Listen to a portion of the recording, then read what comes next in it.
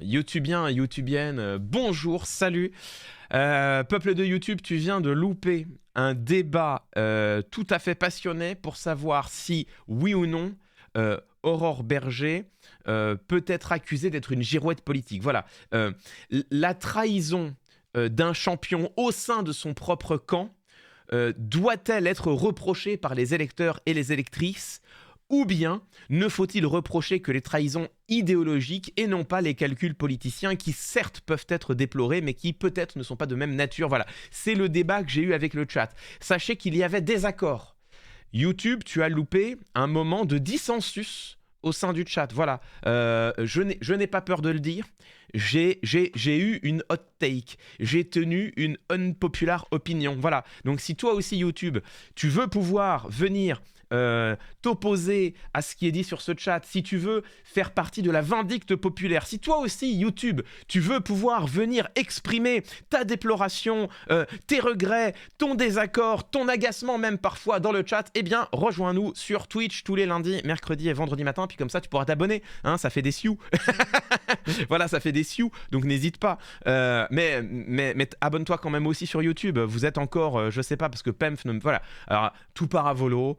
Fut un temps, j'avais un monteur qui gérait également mes contenus, qui me faisait des statistiques, qui régulièrement me disait « Clément, fais attention, tu as encore 60% des gens qui te regardent sur YouTube qui ne sont pas abonnés, incite-les à s'abonner. » Voilà, je ne sais plus, je n'ai plus aucune tout part à volo, sous prétexte que monsieur part à Strasbourg, tout ça, pour live modérer le backseat made in Parlement européen. J'ai pu mes stats, voilà, c'est terrible. Et n'hésitez pas à manifester votre désapprobation directement dans les commentaires. Voilà, dites Pemf, on veut savoir combien de gens regardent les vidéos de Klemovic sans être abonnés. Voilà, n'hésitez pas à lui dire. Bref, dans le doute, abonnez-vous. Bien. Alors, évidemment, aujourd'hui YouTube, on va parler. Attention. Trigger warning, on va bien sûr parler du discours sur l'Europe d'Emmanuel Macron à la Sorbonne, bien sûr.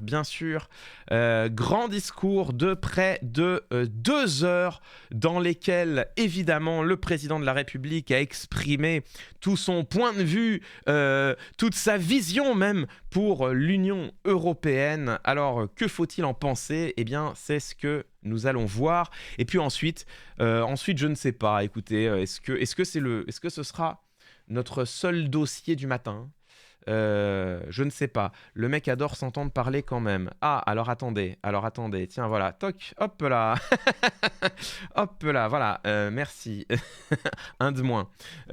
Nonobstant, vous savez, c'est vrai de tous les professeurs. Hein. Vous savez, comme je le dis souvent, on devient prof parce qu'on aime s'écouter parler. Enfin, je veux dire, il faut être honnête. Mais normalement, tu deviens prof parce qu'il y a une seule chose que tu préfères à t'écouter parler, c'est être interrompu. Vous voyez ? Et c'est un peu ça l'expérience de Twitch. Vous voyez, c'est un peu ça, j'ai envie de dire. C'est certes s'enivrer du son de sa propre voix, mais être systématiquement interrompu, bien sûr. Ah, il parlait de Macron. Ah ouais, j'ai peut-être fait un... Ah, attendez, alors j'ai peut-être fait un ban un peu... Ah ouais, j'ai peut-être fait un ban un peu... Alors attendez. Bon bah désolé. désolé la bavure. Désolé le chat, il parlait de Macron. Ah, la balle perdue. Ah non mais là c'est une authentique balle perdue. Attendez, il faut corriger ça. Ça c'est pas acceptable. Alors comment je fais pour unban ? Attends, bouge pas. Je t'unban, j'arrive. Comment je fais ? Je sais pas où c'est. Communauté, j'imagine. Dites-moi si vous... J'ai jamais unbanné quelqu'un. Normalement sur ce chat, quand t'es ban, c'est définitif. Alors, liste des followers, ça doit être là-dedans, j'imagine. Pas du tout. Gestionnaire de rôle, non, pas du tout. Ah bah, je sais pas. Sachez que je ne sais pas. Récompense des spectateurs, pas du tout. Où c'est ? Est-ce que vous savez ? C'est bon, il est déban. Ah, Sartek, merci. C'est bon. Tes modos l'ont fait il y a 3 minutes. Ah oui, d'accord, très bien. Ok, merci les modos, vous êtes meilleurs que moi. En même temps, c'est... Voilà. Et là, il retourne. Non, je parlais bien de toi. Hop là. C'était lui qu'on lui offre un abonnement. Oui, bon, bah ça va, c'est bon, j'ai surréagi. C'est vendredi. C'est vendredi. Écoutez, hein, les modos, c'est héros. C'est vrai, c'est vrai. C'est vrai. Le tir de LBD, le ban def. Perdu mais réparé. Euh, c'est un fidèle du Discord. Théa, très bien, très bien, très bien. Pardon, pardon. Pardon pour cette réaction. Pardon pour cette surréaction. Hop. Cela dit, nonobstant, c'est vrai. C'est vrai que ce discours de la Sorbonne, euh, 2 heures de discours, c'est vrai qu'il y a un petit côté j'aime m'écouter parler. C'est vrai, c'est vrai. Attendez, qu'est-ce qui se passe là? Attendez, pourquoi? Ah, merci. Ah non, alors attendez, pourquoi est-ce que... Attendez, qu'est-ce que c'est que ça? Ouais, bah ça part, ça part. Hop là, tiens, voilà. Hop. Il sera pas dit que j'aurais pas fait un ban quand même. Toc. Allez, on avance. On avance. Le fameux LUL égale second degré. Hop, je vous lis un peu. 1h40, allez, ouais. On a remis, c'est bon, c'est bon. Très bien. Alors, avançons les amis. Ne nous les... Personne ne se laissera évidemment détourner de la ligne. Pardon YouTube. Alors là YouTube, désolé, hein, désolé, pardon. Voilà, là tu viens de voir en direct des affaires internes de Twitch. Je viens d'arriver, j'ai raté des dingues. Un petit peu quand même, un petit peu bien sûr, bien sûr, bien sûr. Personne n'a craqué. Allez, on avance les amis. Il est temps d'écouter bien sûr le discours d'Emmanuel Macron sur l'Europe. Grand discours prononcé hier matin à la Sorbonne qui faisait écho au grand discours de la Sorbonne de 2017, discours dans lequel Emmanuel Macron présentait sa vision pour l'Europe, qu'il présentait au début de son premier mandat de président de la République. Alors, il y a beaucoup de choses à en dire et vous allez voir que toute la question, en fait, je l'ai déjà posée. Besoin de prévoir une camomille? Non, ça va. Non, franchement, ça va. C'est pas tant camomille, c'est plus... Là, il y a quelque chose d'intéressant malgré tout. Euh, pour, pour comprendre, en fait, euh, la vraie question... Donc, je commencerai en disant ça. Ce discours, c'est un discours de... c'est un discours de près de 2 heures dans lesquelles Emmanuel Macron a présenté sa vision pour l'Europe dans les années à venir. Il plaide notamment pour une Europe puissance et cette vision-là, hein, la vision d'une Europe qui se conçoit et se construit comme une puissance, n'est pas une vision partagée unanimement au sein des 27 pays de l'Union européenne. Emmanuel Macron notamment plaide beaucoup pour que l'Europe devienne une authentique puissance militaire. Alors il plaidait déjà en ce sens en 2017.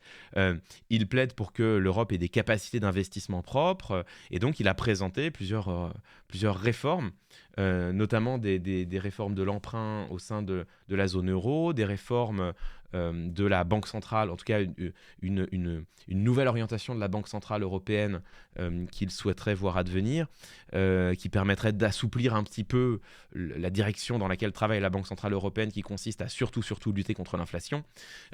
Bref, Emmanuel Macron a authentiquement, dans ce discours, présenté la vision de l'Europe, la vision qu'il a de l'Europe pour les années à venir. Bon. Donc, cette vision, il faut pour le coup lui reconnaître, ça n'est pas une vision, encore une fois, consensuelle. C'est-à-dire qu'Emmanuel Macron n'a pas passé 2 heures à enchaîner des banalités. Il a présenté la vision française, en tout cas la sienne, celle qu'il porte pour la France, enfin plutôt la vision qu'il porte au nom de la France pour l'Union européenne, et qui rentre en désaccord ou qui rentre en confrontation même assez frontale avec l'orientation souhaitée par d'autres pays de l'Union européenne et même de la zone euro. Donc, c'est pas un discours pour rien. Voilà, c'est ça que je veux dire. Ça n'est pas un discours pour rien, c'est un discours avec, pour le coup, du fond et qui renseigne sur la vision du président de la République. Je rentrerai pas dans ces questions-là.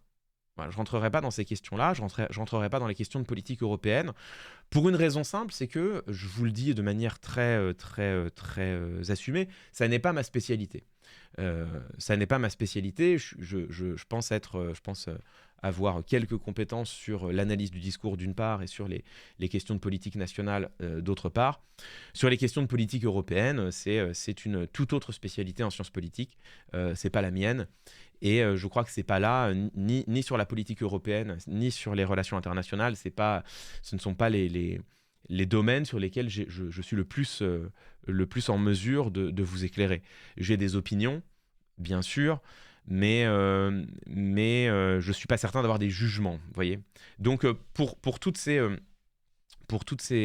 cette raison-là, je ne vais pas rentrer dans le détail de ce qu'il annonce et dans la discussion de ce qu'il annonce. Ça n'est pas voilà, ça n'est pas mon propos, ça n'est pas mon propos aujourd'hui, et c'est la raison pour laquelle on va absolument pas se taper les 2 heures de discours, hein. Il y a pas de, je serais bien en peine moi de vous commenter les questions les questions de politique monétaire européenne par exemple. Vous voyez, c'est à un moment donné, il faut savoir les sujets sur lesquels on est compétent, les sujets sur lesquels on peut, en travaillant, gagner de la compétence, et les sujets sur lesquels il vaut mieux laisser de côté, laisser de côté la question et demander... pardon. Laisser de côté la question et laisser les authentiques spécialistes s'en emparer et proposer des grilles de lecture.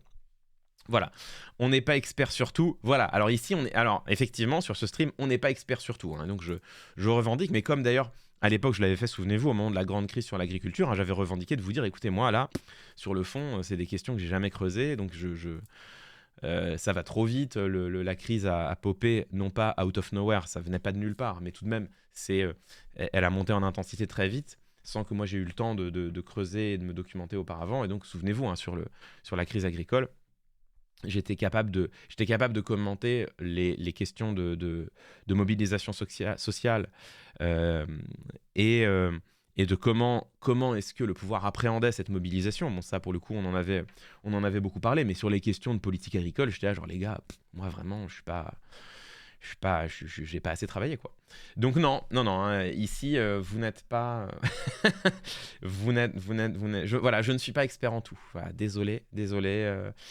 Je sais que ça se fait de plus en plus rare, mais je n'ai pas cette qualité. Pardon. Voilà, je présente toutes mes excuses à la communauté pour ne pas être expert en tout.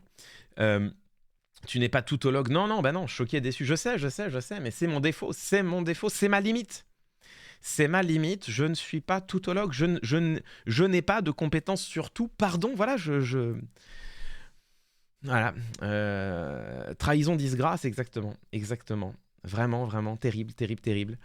Donc je vous le dis, voilà, je vous le dis, je l'avoue, je me confesse ici même, je n'ai pas de compétences sur tout. Adieu. Ouais, je sais, je vous en voudrais pas si vous quittez ce stream maintenant, hein.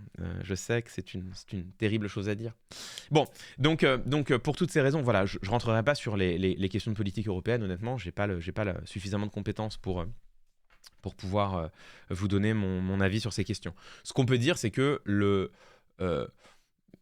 dans ce discours... Alors, je dis ça aussi, c'est important parce que, vous voyez, pourquoi est-ce que je fais cette précision malgré tout ? Parce que quand j'ai entendu le discours...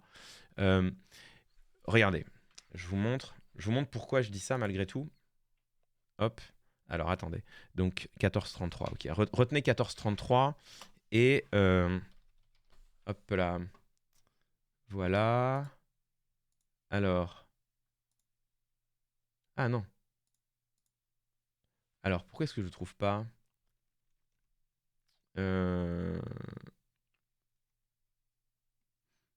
Pourquoi? Alors attendez, hein, j'arrive. Ou alors c'est ici? Non. Qu'est-ce qu'il a dit? Peut-être que c'est souveraine. Non.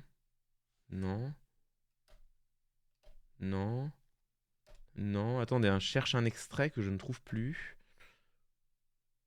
Ah non, c'est puissance, mais c'est après. C'est pour ça.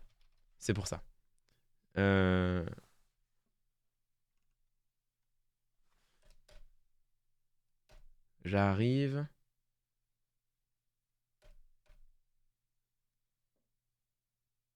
Ah voilà, c'est ça. Voilà. Ok, je vous montre. Je vous montre.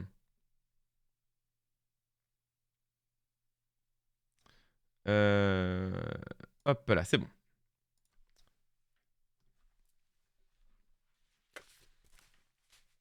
YouTube en PLS, bien sûr. 14,33, merci les amis. Donc, pourquoi est-ce que je commence comme ça? Parce que moi, en écoutant le discours hier, j'ai commencé... Alors, je me suis agacé à plusieurs moments, et notamment, je me suis agacé à cette 24e minute. Écoutons ensemble ce que dit le président de la République. Changer sur chacun de ces points, eh bien, de prendre des décisions stratégiques massives, d'assumer des changements de paradigme, Voilà, c'est cet endroit quand Emmanuel Macron dit qu'il faut assumer des changements de paradigme. Donc un paradigme, c'est une vision du monde, hein, tout simplement. Un changement de paradigme, c'est vraiment le mot compliqué pour dire changer toute la vision du monde ou la vision de l'Europe que l'on a. Et donc quels sont ces changements de paradigme? Découvrons-les ensemble. Et au fond, d'y répondre par la puissance, par la prospérité et par l'humanisme. Voilà, puissance, prospérité, humanisme. Alors évidemment, autant vous dire que quand j'ai entendu ça, je me suis un peu agacé.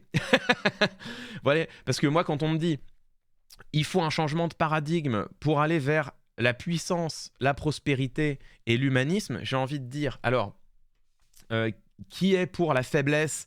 A priori personne, voilà, donc c'est un concept mobilisateur, ça ne veut absolument rien dire, hein. Tout le monde est pour, donc si tout le monde est pour, c'est qu'on n'a rien dit.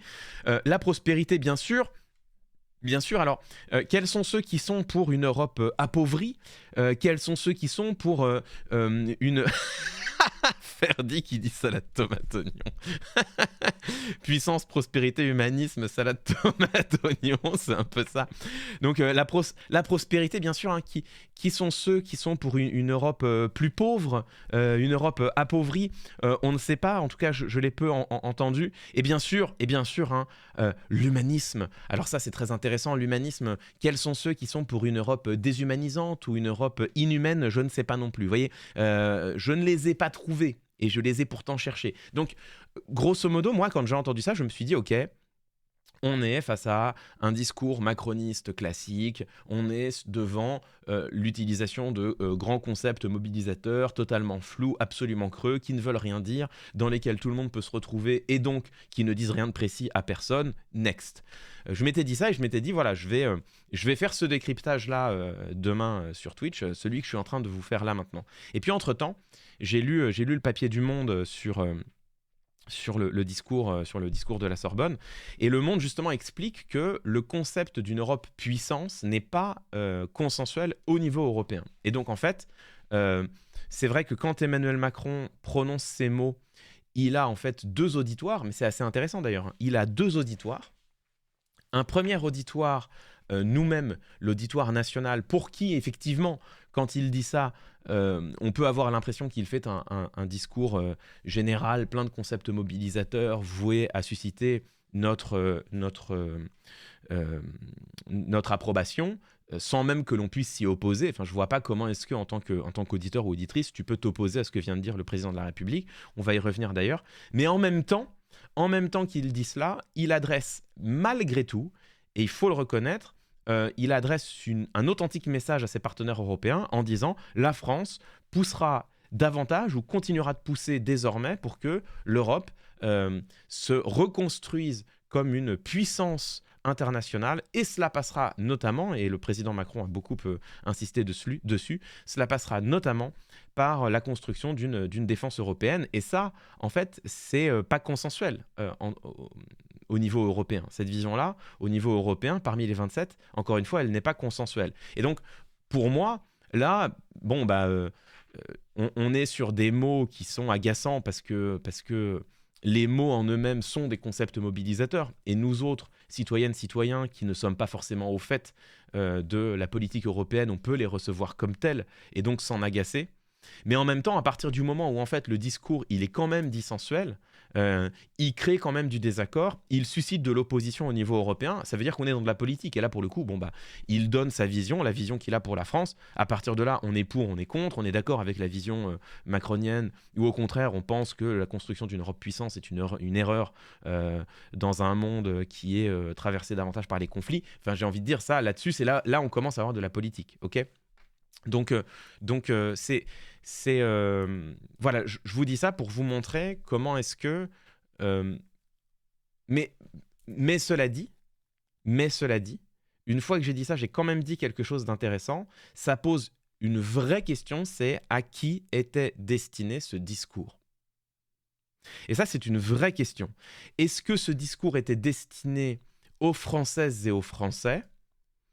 Et dans ce cas-là, dans quel objectif on va y venir ? Ou est-ce qu'il était destiné aux autres chefs d'État européens pour poser la vision française de l'Europe ? Et ça, c'est une vraie question, et une vraie question qui va devenir absolument cruciale dans un instant quand on va analyser le passage qui pour moi est le passage le plus important. Pourquoi est-ce que c'est une vraie question ? Parce que ce discours peut être vu de deux manières. C'est même pire que ça. Le discours d'Emmanuel Macron s'inscrit dans une ambiguïté fondamentale,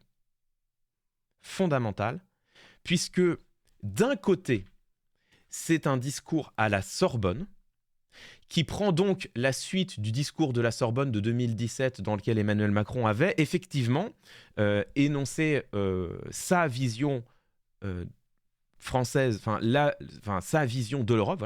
Voilà. Il fait écho au premier discours de la Sorbonne en 2017, dans lequel Emmanuel Macron avait présenté sa vision de l'Europe, un discours qui était destiné, qui s'adressait en grande partie aux partenaires européens pour poser la position de la France parmi les 27. Donc, est-ce que ce discours de Sorbonne 2 fait écho au premier et vient en réalité réactualiser la position française au sein de l'Europe à destination des partenaires européens ? Est-ce que c'est un grand discours de politique générale européenne que propose ici le président de la République ? Est-ce qu'il doit être analysé comme tel ? Ou bien, et là se trouve l'ambiguïté fondamentale, ou bien est-ce que c'est un discours qui est prononcé à moins de 2 mois des élections européennes, au moment où la liste Renaissance, la liste macroniste, annonce faire démarrer sa campagne européenne, au moment précisément où la liste macroniste est devancée cruellement dans les sondages d'intention de vote par la liste Rassemblement National de Jordan Bardella? Est-ce que dans ce contexte, ce discours est un discours électoral, ayant pour objectif de convaincre les électeurs et les électrices de voter pour le projet macroniste aux élections européennes, ayant pour objectif de pousser les électeurs et les électrices à adhérer au projet macroniste européen et donc à voter pour la liste macroniste aux européennes. Et là, on a une véritable ambiguïté parce que ça pose réellement la question de à qui s'adresse Emmanuel Macron quand il parle hier à la Sorbonne. Est-ce que c'est le discours Sorbonne 2 qui s'adresse aux partenaires européens pour poser sur la table la position française en matière de construction communautaire, en matière de construction de l'Union européenne, ou est-ce qu'il s'adresse aux électeurs et aux électrices pour leur dire, en gros, votez pour nous ? Et cette question, elle est absolument capitale parce que elle n'engage pas du tout la même lecture du discours. L'extrait que je viens de vous montrer, Emmanuel Macron qui dit « Je suis pour un changement de paradigme, une Europe puissance », une Europe souveraine, pas puissance, il a dit une Europe puissance, une Europe prospère et une Europe humaniste. Quand il dit cela, est-ce qu'il se contente d'enfiler des perles mobilisatrices sur un collier pour parler au plus grand nombre, ce qu'il fait fréquemment dans ses discours électoraux, ou bien est-ce que le président de la République emploie sciemment le concept d'Europe puissance pour parler à ses partenaires européens ? Dans le premier cas, on peut dénoncer la manœuvre rhétorique puisqu'elle consiste simplement à produire des discours avec lesquels on ne peut pas être d'accord. Donc en termes d'éthique argumentative, c'est un vrai problème puisque c'est une manière de masquer ce que l'on souhaite faire. C'est les choses que je dénonce depuis longtemps maintenant. Ou est-ce que quand il emploie ces mots-là, il les emploie à destination d'auditeurs et d'auditrices enfin de destinataire, voilà, ou est-ce que quand il emploie ces mots-là, il les emploie à destination, enfin putain, ou est-ce que quand il emploie ces mots-là, il vise des destinataires, les chefs d'État européens, qui eux sont capables de les décrypter et qui eux savent précisément ce qu'il y a derrière. Il y a une vraie question là. La réponse évidemment c'est, en fait il fait les deux en même temps. Et on va voir que ça pose des problèmes. Ça pose des problèmes. Bien, donc voilà pour l'introduction, pour vous dire que ce discours, il est en fait très compliqué à analyser parce qu'il s'inscrit dans une ambiguïté fondamentale. Est-ce un discours de campagne ou est-ce un discours qui s'inscrit dans la construction européenne? Et alors, cette question-là, elle devient bien sûr massive et elle devient absolument capitale quand on revient aux alentours de la minute 14. C'est bien évidemment ce que je vais vous faire entendre là, c'est bien évidemment la partie du discours d'Emmanuel Macron qui a été le plus commenté, et plutôt pour de bonnes raisons. Ce qui nous permet aujourd'hui de nous tenir ensemble et d'être là. Pour autant, est-ce suffisant? Est-ce que je peux me présenter devant vous avec un discours de satisfait quitte, disant, voilà, nous avons tout bien fait, formidable, l'Europe est forte, allons-y, on continue? Alors là, il dit cela parce qu'il vient, dans les 14 premières minutes du discours, il vient de faire le bilan de toute l'action française et en réalité l'action macroniste en Europe sur ces 6 dernières années.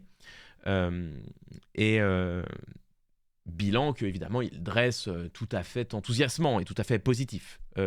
Donc là, il vient d'expliquer comment est-ce que son action européenne a été tout à fait prééminente, importante et positive. Et il enchaîne en disant, pour autant, est-ce que nous avons tout bien fait?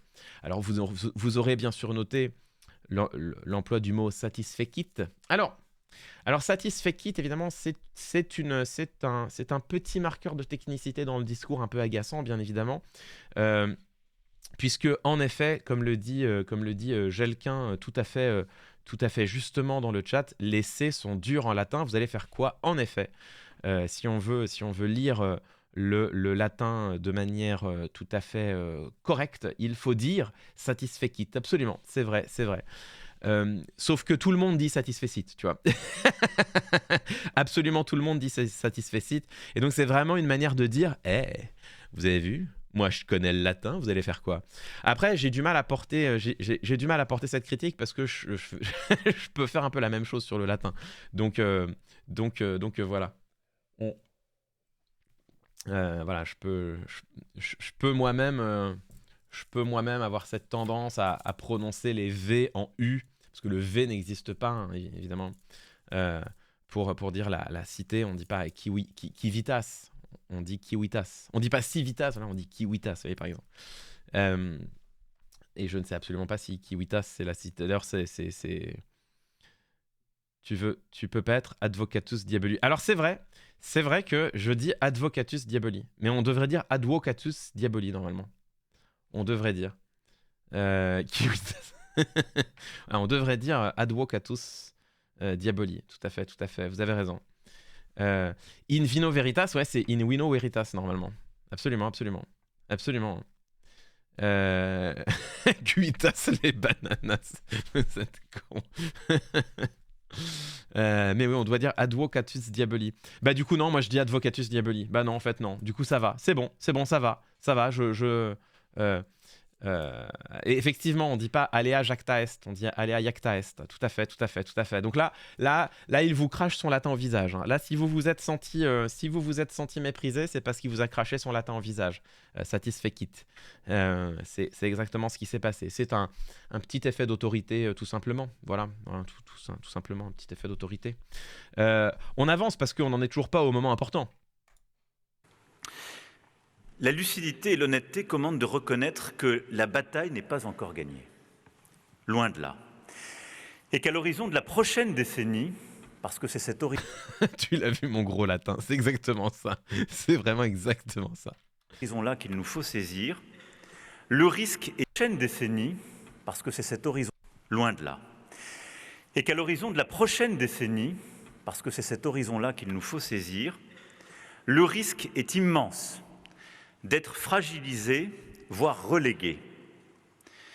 parce que nous sommes dans un moment inédit de bouleversement du monde, d'accélération de grandes transformations. Et mon message d'aujourd'hui est simple. Paul Valéry disait au sortir de la Première Guerre mondiale que nous savions désormais que nos civilisations étaient mortelles. Nous devons être lucides sur le fait que notre Europe, aujourd'hui, est mortelle. Elle peut mourir. Elle peut mourir, et cela dépend uniquement de nos choix. Mais ces choix sont à faire maintenant. Voilà, c'est le début du discours, hein, on est à la 15e minute, et donc bien sûr cette phrase extrêmement forte prononcée par le chef de l'État, l'Europe peut mourir. Comment faut-il recevoir cette phrase? C'est exactement la question qu'on va se poser. Je laisse dérouler encore un peu parce que la suite est un peu drôle. Parce que c'est aujourd'hui que se joue la question de la paix et de la guerre sur notre continent et de notre capacité à assurer notre sécurité ou pas. Alors je dis la suite est un peu drôle, pas vraiment. Hein. Parce que les grandes transformations, celles de la transition digitale, celles de l'intelligence artificielle, comme celles de l'environnement et de la décarbonation, se jouent maintenant, et la réallocation des facteurs de production se joue maintenant. Et la question de savoir si l'Europe sera une puissance d'innovation, de recherche et de production se joue maintenant ou pas. Alors voilà, c'est ça que je trouve un peu marrant. C'est la question de savoir si l'Europe sera une puissance d'innovation se joue maintenant ou pas. Alors, c'est syntaxiquement incorrect. Voilà. Donc, alors, il dit satisfait it, mais par contre, il a des tournures de phrases incorrectes. Hein. C'est pas se joue maintenant ou pas. C'est nous le ferons ou pas, ou se joue maintenant, point. Mais en fait, c'est pas se joue maintenant ou pas, parce que le ou pas laisse entendre que ça pourrait ne pas se jouer maintenant, ce qui serait une réfutation directe de ce qu'il est en train de dire. Tu vois, la question de savoir si l'Europe sera une puissance d'innovation se joue maintenant ou pas, ça veut dire que potentiellement la question peut ne pas se jouer maintenant, ce qui serait une réfutation de ce qu'il vient de dire, c'est-à-dire que l'Europe peut mourir. Tu vois, donc soit tu dis la question de savoir si l'Europe sera une puissance de transition se joue maintenant, point. Soit tu dis l'Europe peut, en fonction des choix que nous ferons, être demain une puissance d'innovation ou pas. Voilà, tu vois, il faut choisir entre une de ces deux formulations, mais tu peux pas dire elle se joue maintenant ou pas, sauf bien sûr à vouloir auto-contredire ce que tu as dit toi-même 20 secondes auparavant. Voilà, donc ça, alors c'est pas grave, un petit lapsus, ça arrive à tout le monde, mais c'est drôle de voir un président de la République qui prend bien soin de prononcer satisfait it pour nous montrer que lui, il a fait du latin et qui derrière nous fait une faute de syntaxe qui est quand même grosse comme le nez au milieu de la figure. La production se joue maintenant. Et la question de savoir si l'Europe sera une puissance d'innovation, de recherche et de production se joue maintenant ou pas. Et parce que l'attaque contre les démocraties libérales, contre nos valeurs, contre, je le dis dans ce lieu de savoir, ce qui est le substrat même de la civilisation européenne, une certaine relation avec la liberté, la justice, le savoir.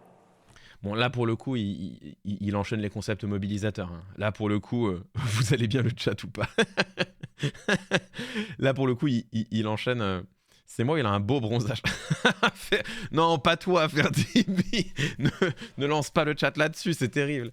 Là, il est en plein concept mobilisateur. Se joue maintenant ou pas. Ah merde, attendez. Dans ce lieu de savoir, contre nos valeurs, l'attaque contre les démocraties libérales, contre nos valeurs, contre, je le dis dans ce lieu de savoir, ce qui est le substrat même de la civilisation européenne, une certaine relation avec la liberté, la justice, le savoir, se joue maintenant ou pas. Alors voilà, donc vous voyez, c'est ça qui est intéressant. C'est pour ça que je m'arrête là-dessus, c'est que c'est pas juste une faute d'inattention, c'est vraiment, il va derrière filer avec une figure qu'on appelle l'épiphore. Alors, l'épiphore, qu'est-ce que c'est, hein? L'épiphore, c'est évidemment une figure de style qui consiste à finir une succession de phrases ou une succession de périodes par le même mot ou le même groupe de mots. Pas de période d'ailleurs, plutôt une succession de phrases ou une succession de séquences, on va dire. Voilà. C'est de l'épiphore.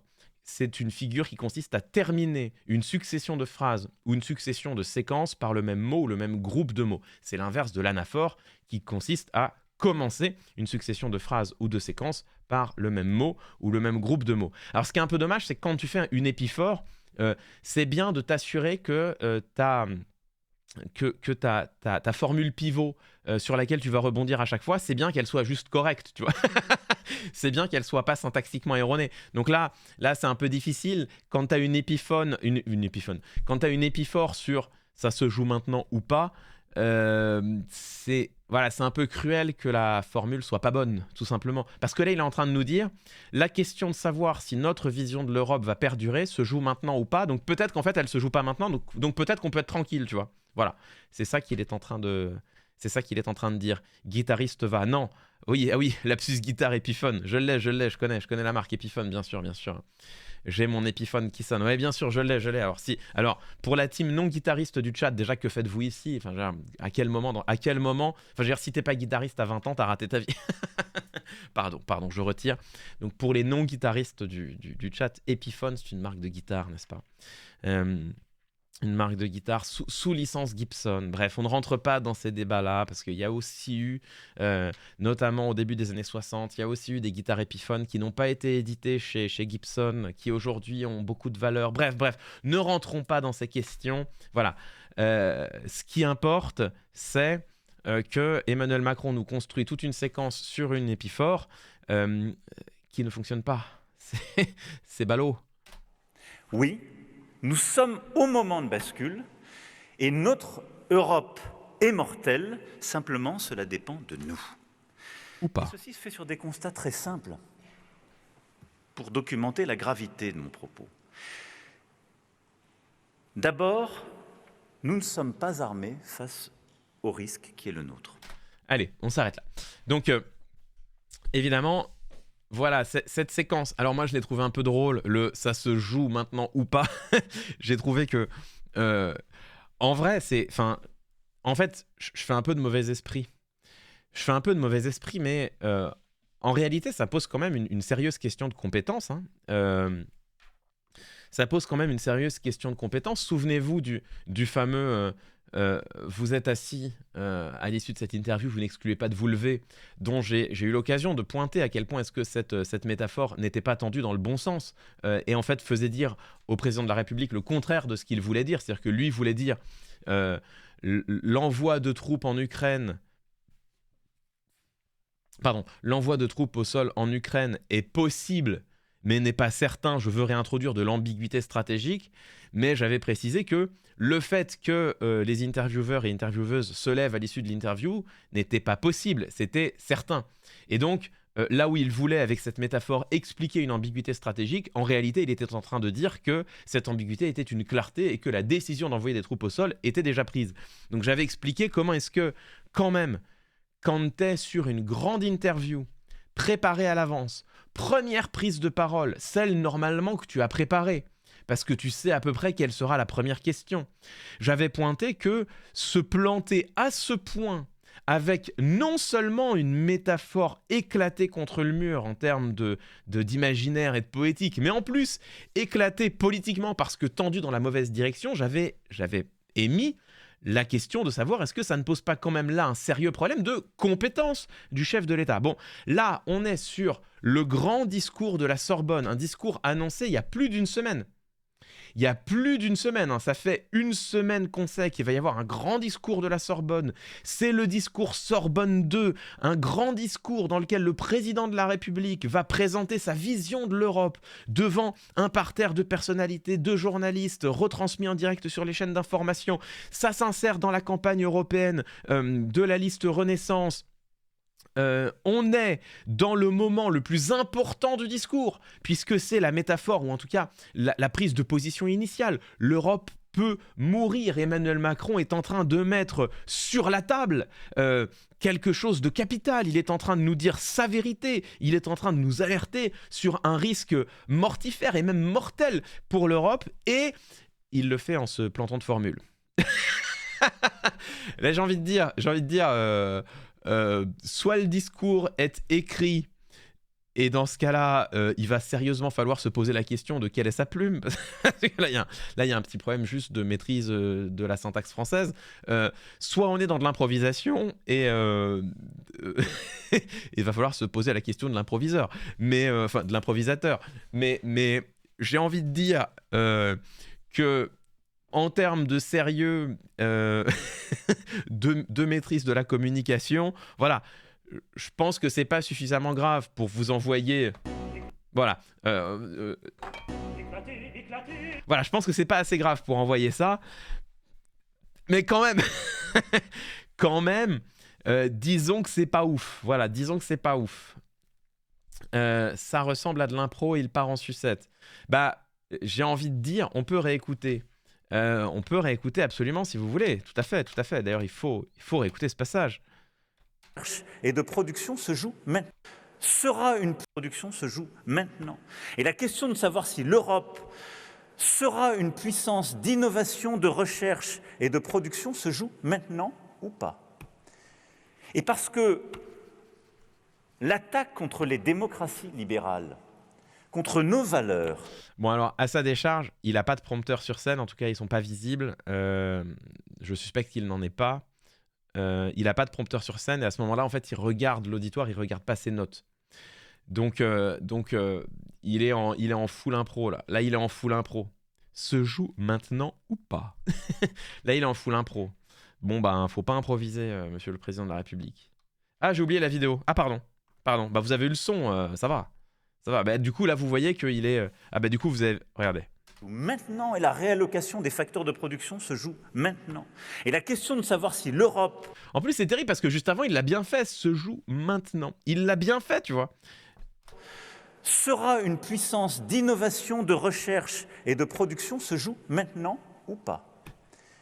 Et parce que l'attaque contre les démocraties libérales, contre nos valeurs, contre, je le dis dans ce lieu de savoir, ce qui est le substrat même de la civilisation européenne, une certaine relation avec la liberté, la justice, le savoir, se joue maintenant ou pas.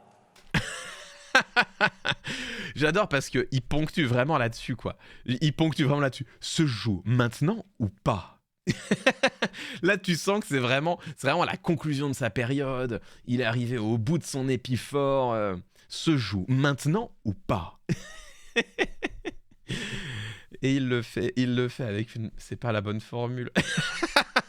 Pardon, franchement, pardon. Je sais que c'est un peu malicieux, mais je peux pas m'empêcher de trouver ça drôle, quoi. Franchement, t'es sur un... Alors certes, il est pas en lecture de son discours à ce moment-là, à moins qu'il y ait des prompteurs dans le fond de la salle, mais j'en doute un petit peu, honnêtement. Donc certes, il est en improvisation, et quand tu es en improvisation, bah, il y a des fautes de syntaxe, on en fait tous, hein. Mais celle-là, elle est quand même... elle est quand même gratinée. Et elle est gratinée dans un moment capital de son discours. Enfin, vraiment, je trouve que c'est... je trouve que c'est pas génial, quoi. Je trouve que c'est pas génial. C'est vrai que c'est en dessous de ChatGPT, là. Bon. Donc voilà. Tout ça pour être un peu malicieux. Voilà, tout ça... C'est, alors bien sûr, c'est le commentaire que nous ferions si nous étions malicieux ou pas. Bah, il se trouve qu'on ne l'est pas. Ici, la malice, n'oubliez jamais ça, le chat, la malice n'aura pas cours sur ce stream. Vous êtes sur un stream de professionnels. La politique, c'est sérieux. On ne va pas commencer à ricaner, à se moquer, à attraper les responsables politiques sur des petites erreurs qu'ils ou elles peuvent faire. Non. Ça, c'est ce qu'on ferait si on était malicieux. Ici, attention, c'est un stream roublard peut-être, mais pas malicieux. Attention, n'oubliez pas, ici, nous sommes bienveillants. C'est un stream bienveillant. Ou pas. Voilà, donc évidemment, ce qui est important... Hein, Putain, pourquoi est-ce que je fais ça? Alors voilà. Ce qui est important, c'est ce qui se passe avant dans cette séquence sur laquelle on revient. Pourquoi est-ce que ma transition, elle fout le camp? Est-ce que vous avez vu une belle transition ou est-ce que vous avez vu un vieil écran noir dégueulasse là? Dites-moi. Parce que là, moi, sur mon retour, j'ai eu un vieil écran noir claqué. Vous avez vu quoi? Écran noir. Putain, ça me tue quoi. Ça me tue, écran noir. Oh là là. Noir dégueu. Mais ouais, mais alors que regardez, c'est un stream de professionnel normalement, tu vois, ça fait un petit effet comme ça et tout. Vieil écran noir dégueulasse et claqué. Bah ouais, je suis bien d'accord. Ou pas. Ou pas. Ah putain. Ou pas. C'est c'est un peu l'équivalent du Note de... comment ça s'appelle ce film déjà? Ah putain. De Wayne's World. C'est l'équivalent du Note de Wayne's World. Ça se joue maintenant. Note. Je crois que c'est dans Wayne's World qu'il y a cette blague récurrente, non? Ce stream contient 0% de malice. Il va bientôt jeter l'eau propre. Absolument, absolument. C'est dans Borat le Note? Non, c'est dans Wayne's World à la base. Oui, ok, c'est ça, c'est ça. Putain, Wayne's World, incroyable. Incroyable. Encore une fois, la culture guitaristique. Et oui, la culture guitaristique, hein, si vous ne... C'est dans Borat aussi, ouais, mais Wayne's World, c'est avant Borat. Si vous connaissez pas Wayne's World, je peux même pas vous le recommander parce qu'en fait, la moitié du chat n'était pas né. Bah voilà, c'est ça, c'est ça. Puis, je suis pas sûr que ça ait bien vieilli. Je suis pas sûr que ça ait bien vieilli, mais Wayne's World, sachez, pour les rockers du cœur. Pour les rockers du cœur des années 90-2000, Wayne's World, c'est là, c'est présent ici. Gigateuf, bien sûr, bien sûr. Ça a super mal vieilli. Ouais, ça m'étonne pas. Ça me... Gigateuf, ouais. Ouais, Wayne's World, je suis pas sûr. Mais à 11 de volume, je l'ai, j'ai la ref, mais c'est pas Wayne's World. 11 de volume, c'est dans... putain, c'est dans... Spinal Tap. DC Spinal Tap. Voilà, je l'ai dit avant le chat. C'est bon. C'est pas vous qui me l'avez dit. 11 de volume, c'est dans DC Spinal Tap. Putain, incroyable cette scène. Bref, pas si mal vieilli, je trouve. Très bien. Bon, bah, c'est les deux comédies guitaristiques si vous voulez faire votre culture. Wayne's World avec, je sais plus comment il s'appelle cet acteur, et DC Spinal Tap. Incroyable. DC Spinal Tap qui est un faux documentaire sur un groupe de rock des années 80, un groupe de hard rock des années 80. Mike Myers, voilà, c'est ça. Mike Myers, exactement. Et les discours de Macron. Oui, ça arrive. Non, pas Westworld. Wayne's World. Westworld, ça. Bref, bon. Tenacious D, je trouve que le film est éclaté, mais par contre, je suis fan du groupe. Bref, bon, allez, on avance bien sûr. On avance. Ah non, vous aimez bien Tenacious D? Putain, faudrait qu'on... Bah, moi, Tenacious D, je trouve que le film est pas... J'adore Tenacious D. Non, mais le groupe Tenacious D est incroyable. Mais le film, pardon... moi, le film, ouais. Je préfère regarder School of Rock que Tenacious D. Et vous allez me dire, c'est pas pareil, et je vous dirais oui, c'est vrai. Peak of Destiny, super... Non, mais Spinal Tap, vous pouvez rien faire, en fait. En fait, Spinal Tap, vous ne pouvez rien faire. Il y a la scène, cet ampli, il va jusqu'à 11. Et en fait, ça, quand t'es un guitariste, tu peux pas battre la scène, cet ampli, il va jusqu'à 11. Ou le moment où il présente toutes ses guitares, bah, c'est le même moment. Et où il dit, tu vois, cette guitare-là, tu vois? Eh ben, je l'ai jamais joué, cette guitare, tu vois? Pour pas l'user. D'ailleurs, arrête de la regarder. Là, tu la regardes trop. c'est tellement... C'est so guitariste. Mais après, c'est vraiment de l'humour de guitariste. En fait, c'est vraiment... C'est de la private joke de guitariste. Mais quand t'es gratteux, c'est tellement drôle. Bref, allez. On avance sur Macron, bien sûr. Après avoir été un peu malicieux... No Stairway. Après avoir été un peu malicieux, on revient sur Emmanuel Macron. Nous ne nous laisserons pas évidemment divertir du contenu central de ce stream. C'est le discours du président de la République à la Sorbonne. Alors maintenant qu'on a fait un peu de mauvais esprit ou pas sur ce joue maintenant ou pas, il est temps de revenir sur quand même le début de cette séquence parce que ça n'est pas anodin ce que dit ici le chef de l'État. Réécoutons cela. Autant est-ce suffisant? Est-ce que je peux me présenter devant vous avec un discours de satisfait quitte, disant, voilà, nous avons tout bien fait, formidable, l'Europe est forte. C'est vrai qu'il y a il y a une légère affliction Africation, vous l'avez entendu, la légère africation sur Satisfait-Kit. C'est vrai qu'il dit Satisfait-Kitsch. C'est vrai qu'il y a une légère africation, vous l'avez entendu ou pas? C'est marrant. De Satisfait-Kitsch, Vous l'avez entendu? Satisfait-Kitsch, il y a une légère africation. Vous l'avez entendu? Ça va pas plaire à Éric Zemmour, ça. est-ce que je peux me présenter devant vous avec un discours de Satisfait-Kitsch C'est incroyable. Il y a cette petite africation là sur Satisfait-Kitsch. C'est c'est marrant. C'est marrant. Petite africation, hein, ça c'est spécial dédicace à Éric Zemmour, évidemment. Évidemment. Il va à la cantine. Emmanuel Macron, il mange à la cantine et il prononce des Satisfait-Kitsch. Est-ce que je peux me présenter devant vous avec un discours de Satisfait-Kitsch C'est quoi une africation? L'africation, c'est quand... je suis pas assez linguiste pour vous expliquer. Amandine, voilà, c'est ça. Amandine va à la cantine. C'est ça le... C'était ça le titre de l'article de Libé, je crois. Rien à voir avec l'Afrique, hein, évidemment, l'africation, il y a deux F, tout à fait, tout à fait. C'est quand tu redoubles une consonne. En fait, c'est ça. C'est quand, au lieu de dire Amandine, tu dis Amandine. Quand tu redoubles une consonne et tu dis pas va à la cantine, mais va à la cantine. Et ça s'appelle une africation. Sauf pour Éric Zemmour, parce que, bref, c'est encore autre chose. Mais, et ça se répand dans la langue française. C'est-à-dire, là, Elie Aveyron l'avait bien expliqué, oui, mais c'est un truc de linguiste pour expliquer exactement ce que c'est. Pour le coup, c'est vraiment, ça c'est de la technicité linguistique. Mais c'est marrant de le voir émerger dans la bouche du chef de l'État. Est-ce que je peux me présenter devant vous avec un discours de Satisfait-Kitsch disant, voilà, nous avons tout bien fait, formidable, l'Europe est forte, allons-y, on continue. On continue.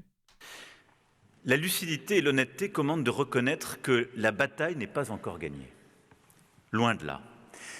Et qu'à l'horizon de la prochaine décennie, parce que c'est cet horizon-là qu'il nous faut saisir, le risque est immense d'être fragilisé, voire relégué.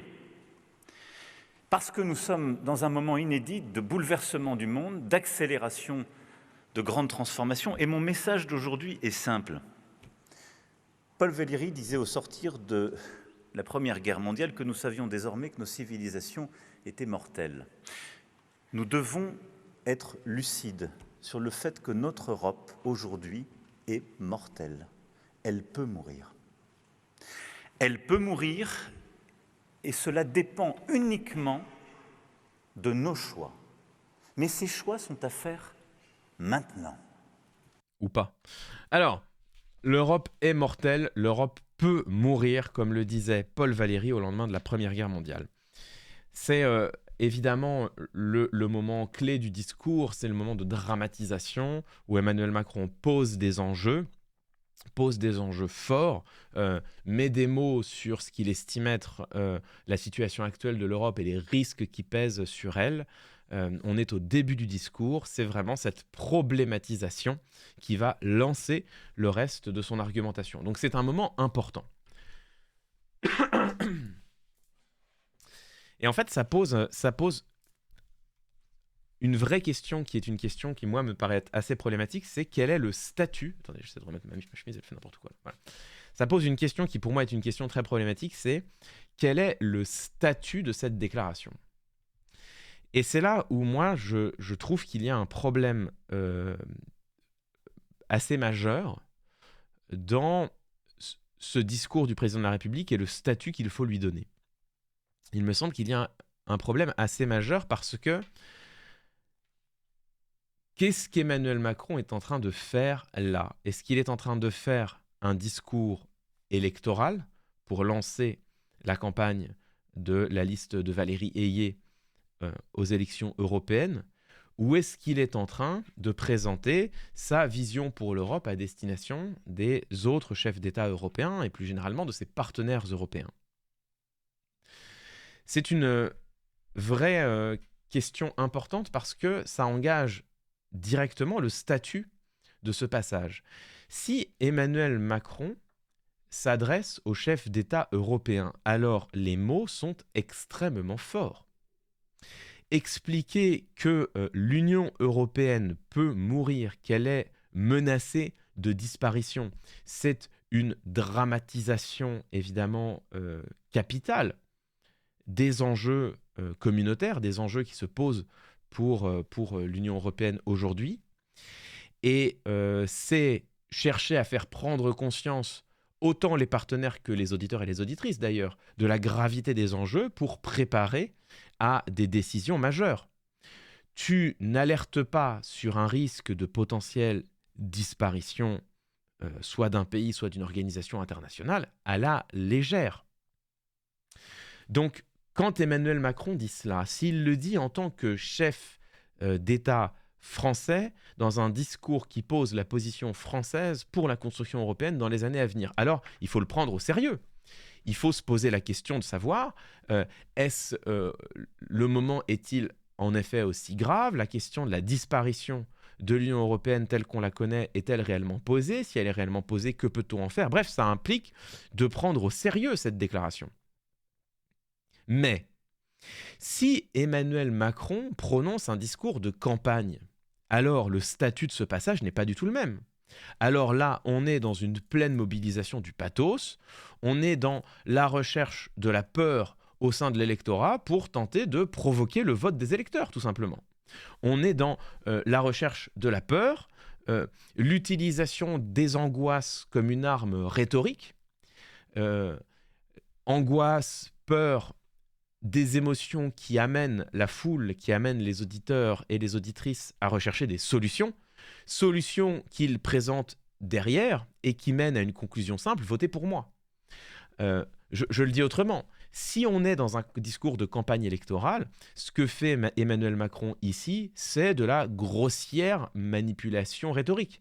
C'est tout simplement gorger son auditoire de peur et d'angoisse, dramatiser les enjeux européens, quitte en réalité à les présenter comme plus aigus qu'ils ne le sont réellement, de manière à susciter les angoisses chez les auditeurs et les auditrices, à les amener à rechercher une solution pour ensuite proposer la solution la plus simple et la plus évidente qui soit. Vous avez peur, vous êtes angoissé, si vous voulez sortir de cette angoisse, c'est simple, votez pour nous.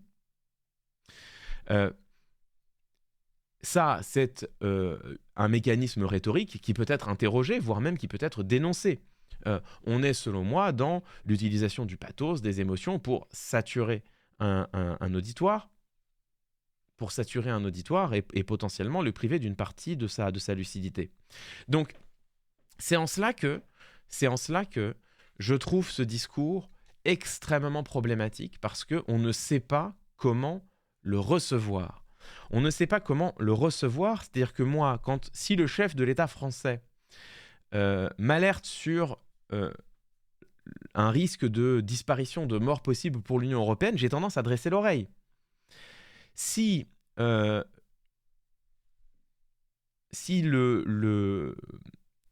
leader de la Macronie, Emmanuel Macron lui-même donc, à quelques semaines des élections européennes, cherche à me gorger de peur, j'ai plutôt tendance à m'en défendre. Et à la limite, dans un cas comme dans l'autre, j'ai envie de vous dire aucun problème. Bon. Mais quand les deux se mêlent, quand tu prononces à la fois un discours de campagne et en même temps un discours que tu veux inscrire dans la lignée du précédent discours de la Sorbonne, qui était un discours de fond, un discours à destination des partenaires européens, alors là, tu crées une véritable ambiguïté sur le statut de ta parole. Est-ce que ta parole, elle est performative? Enfin, est-ce que c'est une... Enfin, si je me lance dans le concept de parole performative, on n'a pas fini. Mais qu'est-ce que tu cherches à faire? Voilà, c'est ça. La question, c'est qu'est-ce que tu cherches à faire quand tu dis cela? Est-ce que tu cherches à faire voter pour toi, auquel cas il faut s'interroger sérieusement sur les enjeux sont-ils si graves? Les enjeux sont-ils si graves que Emmanuel Macron le dit? Ou est-ce que tu cherches simplement à attirer le reste de tes partenaires sur la réalité, à attirer l'attention de tes partenaires sur la réalité de la situation, auquel cas, il faut aussi s'interroger, bien sûr. On n'abdique jamais son esprit critique, mais on peut recevoir cette parole avec peut-être un peu plus d'anxiété. Je trouve que utiliser une telle dramatisation dans un discours dont on ne sait pas exactement ce qu'il veut faire, en ce qui me concerne, je trouve cela problématique. En ce qui me concerne, je trouve cela problématique et je trouve cela quasi déloyale en réalité vis-à-vis des auditeurs et des auditrices. Alors, bon, spoiler alerte, l'ARCOM a considéré que l'essentiel du discours était un discours de campagne, voilà. Mais en fait, l'ARCOM a tranché. Ça veut simplement dire qu'une grande partie de ce discours sera décomptée du temps de parole de Valérie Ayé, enfin de la liste Renaissance aux élections européennes, mais ça ne résout pas la question de fond. Ça ne résout pas la question de fond. Alors vous allez me dire, tu peux aussi, dans le cadre d'une élection, attirer l'attention sur un risque qui te semble réel. Et en fait, c'est comme cela que se défend Emmanuel Macron. Grosso modo, ce que dit Emmanuel Macron, c'est « l'Europe peut mourir si vous votez pour les listes d'extrême droite ». En fait, c'est ça qu'il veut dire. C'est ça qu'il veut dire. Il ne le dira jamais clairement dans sa prise de parole, mais c'est ça qu'il veut dire. L'Europe peut mourir si tous les Européens votent et tous les Européens et Européennes votent pour des listes d'extrême droite partout en Europe. C'est exactement cela qu'il veut dire. Nonobstant, je trouve que cette question est une question qui est posée et même si la phrase peut avoir du sens quel que soit le contexte, je trouve que c'est problématique en termes justement de réception du discours, d'avoir une dramatisation aussi forte,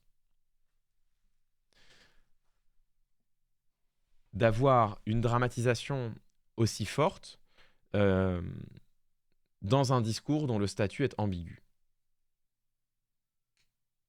Ils vont décompter le temps de parole, mais ne pas tiquer sur le fait que c'est sur fond élyséen. Alors, je sais pas où on en est, parce que moi j'ai vu ça ce matin, mais j'imagine que ARCOM, discours, Sorbonne. Hop. Le HuffPost, il y a 1 heure. Hop.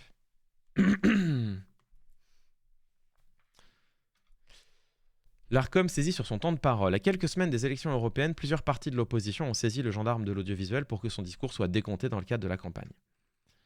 Un président ne devrait pas dire ça, point d'interrogation. Au lendemain du discours fleuve d'Emmanuel Macron sur l'Europe à la Sorbonne, l'opposition est vent debout contre cette prise de parole jugée partisane qui arrive à quelques semaines des élections. À droite comme à gauche, on compte sur l'ARCOM, l'autorité de régulation de la communication audiovisuelle et numérique, pour intervenir. Certains avaient déjà pris les devants, comme la France Insoumise qui a annoncé en amont saisir le gendarme de l'audiovisuel pour que son allocution soit attribuée à la liste conduite par Madame Ayé, tête de liste du parti présidentiel aux européennes. Une volonté partagée par Olivier Faure, comme il l'a indiqué ce matin à l'antenne de Public Sénat, estimant que le président est devenu directeur de campagne, pour ne pas dire candidat aux européennes. Sur la même longueur d'onde, les Républicains se sont joints à la contestation peu de temps après la prise de parole d'Emmanuel Macron ce jeudi 25 avril. C'était un grand discours de présentation du programme de Valérie Ayé, a notamment ironisé la tête de liste LR François-Xavier Bellamy, comme le rapporte l'AFP. Le patron de LR, Éric Ciotti, bon lui aussi, voilà... Selon Politico, voilà. Ah oui, mais oui, j'ai lu ça ce matin dans la mailing list Politico. Politico qui n'est pas Atlantico, hein, ne confondez pas les deux. Politico, ça n'est pas Atlantico. Selon Politico, l'ARCOM ne serait pas sourd à ces demandes. Selon leurs informations, l'autorité de régulation considère qu'une grosse partie de l'allocution présidentielle est effectivement à mettre sur le temps de campagne de la candidate Renaissance. Contacté par le HuffPost, l'autorité publique ne confirme pas avoir pris une décision en ce sens, mais rappelle cette recommandation datée de 2011, émise par le CSA, l'ancêtre effectivement de l'ARCOM. Les interventions éventuelles du président de la République qui, en raison de leur contenu et de leur contexte, relèvent du débat politique lié aux élections, notamment celles qui comportent l'expression d'un soutien envers un candidat ou une liste de candidats, un parti ou groupement politique, font l'objet d'un relevé distinct, peut-on lire. Les éditeurs en tiennent compte en veillant à ce que les autres candidats, listes, partis ou groupements politiques bénéficient en contrepartie d'un accès équitable à l'antenne.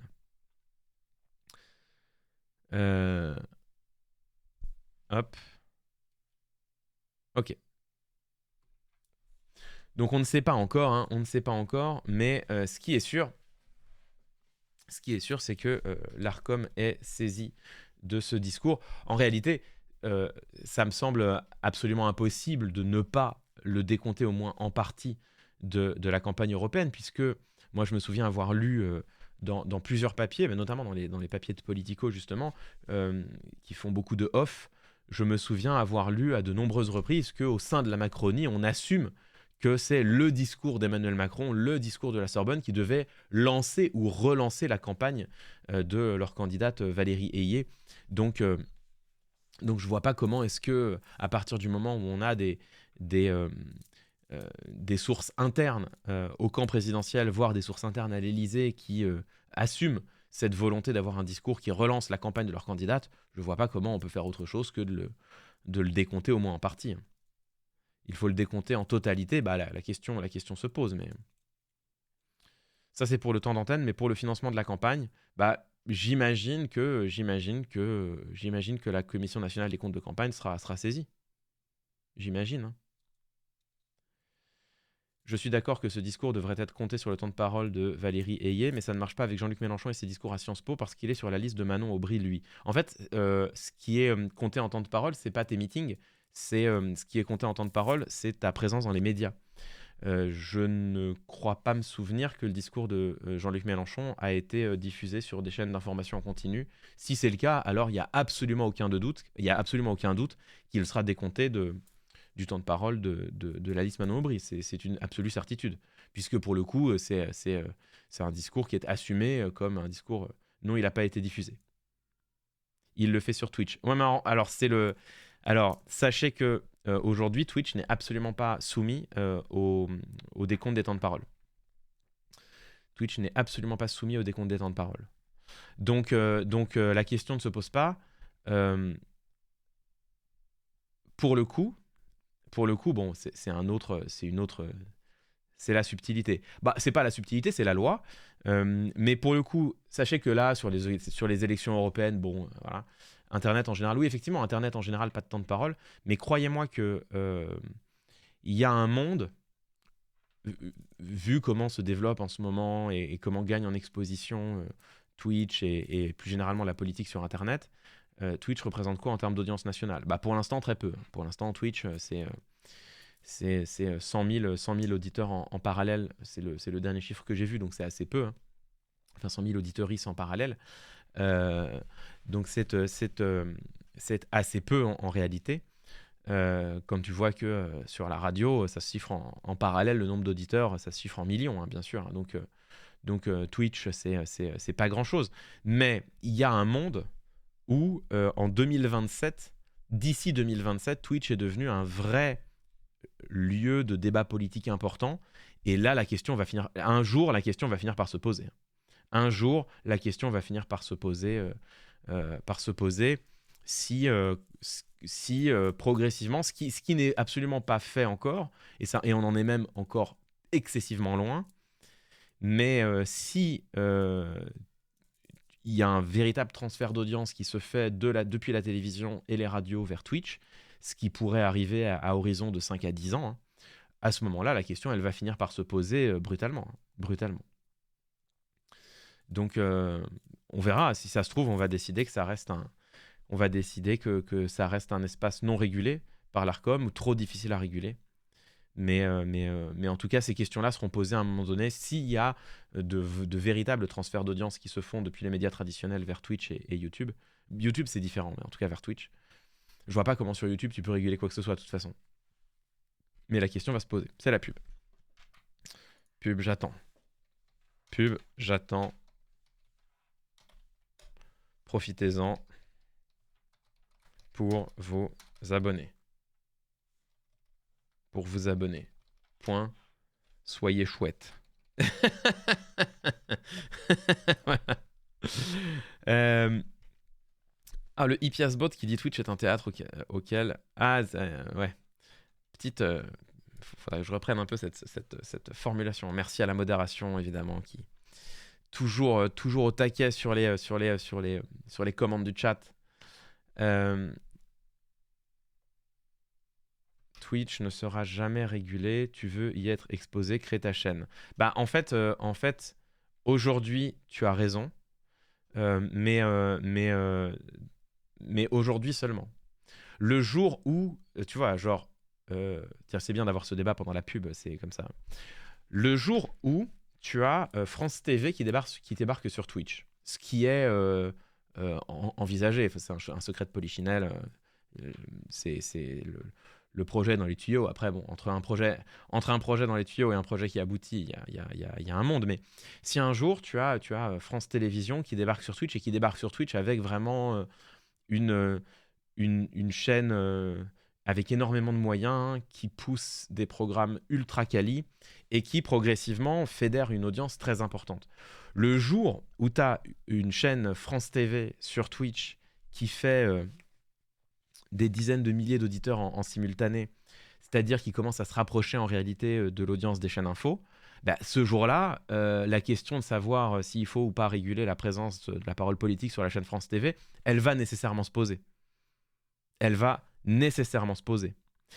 Et si elle se pose pour une éventuelle chaîne France TV, elle se posera pour toutes les autres chaînes. Parce que pourquoi réguler la chaîne France TV et pas le reste?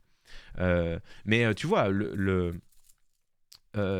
Backseat, l'émission de mon confrère, collègue et néanmoins ami Jean Massier, le jour où Backseat fait 50 ou 60 000 auditeurs de moyenne et commence à s'approcher des audiences de chaîne info, ben, la question, elle va nécessairement se poser de la régulation de la parole politique en période de campagne chez Backseat, tu vois.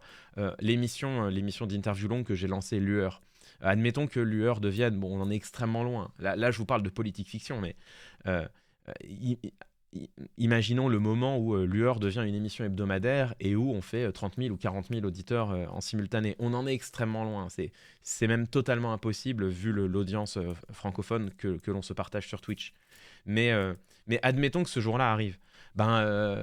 Ce sera complètement normal qu'on dise il faut réguler les temps de parole. En tout cas, après, c'est toujours pareil.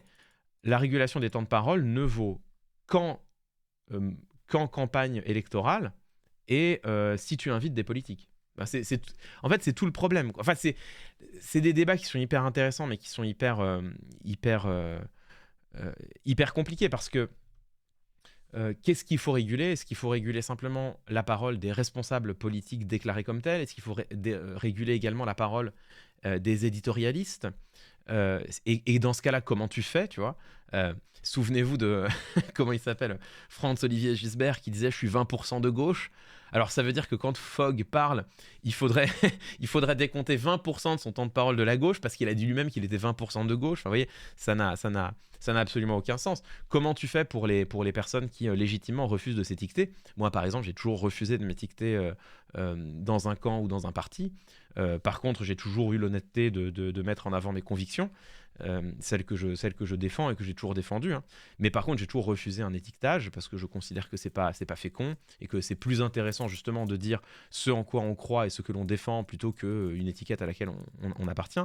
Mais du coup, qu'est-ce que tu fais avec quelqu'un comme moi? Moi, j'ai jamais dit que j'appartenais à un camp ou à une idéologie politique. J'ai toujours dit voilà mes convictions. Mais du coup, comment tu fais pour décompter mon temps de parole? Donc c'est très compliqué en réalité. C'est toute la question qui est posée par Et d'ailleurs, c'est une autre. Là, on est engagé dans un autre débat, mais c'est le débat de l'Arcom qui demande à CNews de rééquilibrer. Enfin, pas de l'Arcom. C'est le débat du Conseil d'État qui demande à l'Arcom de demander à CNews de rééquilibrer la parole sur ses plateaux en comptabilisant la parole des éditorialistes. Sauf que y a une vraie question qui est comment tu fais, tu vois. Franz-Olivier Gisbert, où est-ce que tu décomptes sa parole? Vraie question, quoi. Certains vont dire que Franz-Olivier Gisbert, lui, il va dire qu'il est 20% de gauche, 40% de droite et 30% de centre. Je n'ai pas vérifié si ça faisait 100. Mais bon, lui, il va te dire ça, tu vois.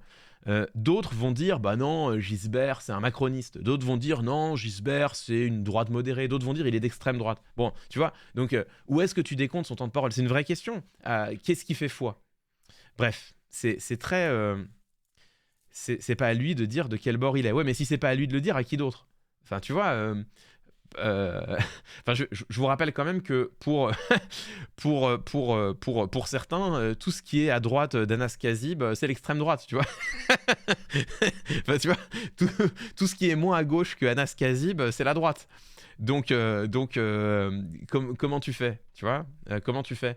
Les Républicains, les républicains, certains te disent c'est la droite républicaine, d'autres te disent bah non, aujourd'hui les républicains ils sont d'extrême droite, d'autres vont. Enfin tu vois, t'en as certains qui te disent que Marine Le Pen elle est de gauche, donc enfin c'est qui fait foi, c'est hyper compliqué.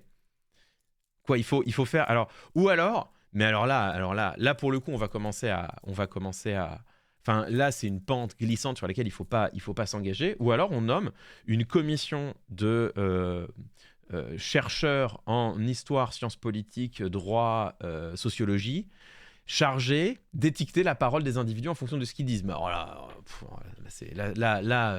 la prise, là la pente vers toutes les dérives, c'est même pas qu'elle est savonneuse, c'est que c'est un tapis roulant quoi.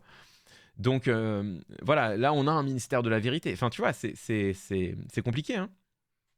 Cette question-là, c'est une vraie. En fait, la prise de position du Conseil d'État, la prise de position du Conseil d'État, elle est salutaire parce que elle permet d'attirer, elle permet de faire voler en éclats la défense de CNews qui ne cesse de dire on n'est pas d'extrême droite, la preuve, la parole d'extrême droite n'est pas surreprésentée sur nos antennes, parce que c'était ça la défense de CNews. Et donc la position du Conseil d'État, elle fait voler en éclats cette défense qui était une défense tout à fait fallacieuse et tout le monde le savait. Donc en réalité, la position du Conseil d'État, elle est salutaire à cet ordre-là. Mais elle est également problématique parce qu'elle ouvre une boîte de Pandore. Elle ouvre vraiment une boîte de Pandore. C'est-à-dire, qui va décider comment étiqueter la parole d'un éditorialiste? Alors là, compliqué, hein. Compliqué. Tu confies cette commission à une IA. Ouais, voilà, c'est ça, c'est exactement ça. C'est vraiment, c'est parti quoi. C'est parti pour la dystopie. Là, c'est vraiment le tapis roulant vers la dystopie. Hein. Hein, c'est compliqué. C'est compliqué. Enfin, moi, quand j'écoute, vous voyez, rien que quand j'écoute ce qu'on dit à mon sujet, enfin, genre vraiment, euh, alors le consensus dit que je suis pas trop de droite. Ça, c'est le consensus qui semble dire que moi je suis pas trop de droite. Mais j'ai lu tout. J'ai lu que j'étais un défenseur de Macron, j'ai lu que j'étais un LFiste, que j'étais d'extrême gauche, que j'étais SOSDEM, que j'étais de gauche molle. Enfin, genre j'ai tout lu sur moi, tu vois. Bon, et qui fait foi, tu vois? Les boîtes. Ouais, c'est vrai. Tu fais une boîte. Tu fais le jeu des boîtes. Je t'ai déjà vu tourner à droite une fois. Alors, no joke. Un nouveau top 1 FR? Non, non, non, je crois pas. J'ai pas fait gaffe. Hein. J'ai pas fait gaffe, j'ai pas regardé. Je suis pas trop sur les stats là. Là, je suis pas trop sur les stats. Ah putain, ouais. Eh bah, bravo. Bravo, bravo. On est effectivement top 1 FR. Incroyable, mais vrai. Incroyable. Bravo, bravo. Extrême gauche molle. Merci, Ferdi. Putain, j'avoue. Extrême gauche molle. C'est vrai, c'est vrai. Peut-être, qui sait, hein, qui sait. L'extrême gauche molle. Ça, c'est un bel. Ça, c'est un bel oxymore, ça. Top 1 ou pas. Ah oui, top 1 ou pas. Non, mais vous savez, ici, tout ce qui compte, c'est de faire top 1 pendant une seconde. Hein, après, se faire snapper la position. Tout ce qui compte, c'est de pouvoir faire le screenshot, hein, bien sûr, pour le clout. Pour le, pour le clout. Bref. Donc, c'est de droite, regardez les stats. C'est vrai, c'est vrai, c'est vrai. C'est vrai. Le blasé du top 1, même plus de screenshot. C'est vrai, hein. Non, mais en fait, j'ai eu un peu honte de moi-même. La fois où j'ai screenshot mon top 1 comme, comme un vieux charognard. Donc voilà, c'est bon, voilà, je me suis calmé. Écoutez, mais ça fait Clouted. Bah oui, oui, bien sûr, Clouted, évidemment. Évidemment, encore un screenshot, non, non. La voix est de gauche, le micro est de droite. Ah, c'est vrai qu'on a un son de droite sur ce chat, hein. Ça c'est vrai. Hein. Ça c'est vrai. Euh,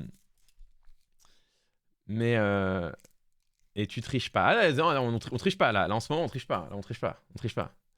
Euh, bref, t'es quand même bien plus proche de LFI qu'un autre parti. Je sais pas. Selon LFI, je suis un SOSDEM. donc mettez-vous d'accord. Moi j'en sais rien. Selon tout le monde, je suis LFI et selon LFI, je suis un SOSDEM. Moi je sais pas. Moi je suis perdu. Qu'est-ce que vous voulez? Non mais vous voyez, ce débat il est hyper intéressant. Il est hyper intéressant parce qu'en vrai, c'est là où vous voyez que on a ouvert. C'est quoi un SOSDEM? Alors c'est un social-démocrate, mais Mais bon, c'est quand même beaucoup un concept épouvantail. C'est un concept épouvantail pour dire que quelqu'un n'est pas assez à gauche, hein. Quand tu dis de quelqu'un que c'est un SOSDEM, c'est vraiment...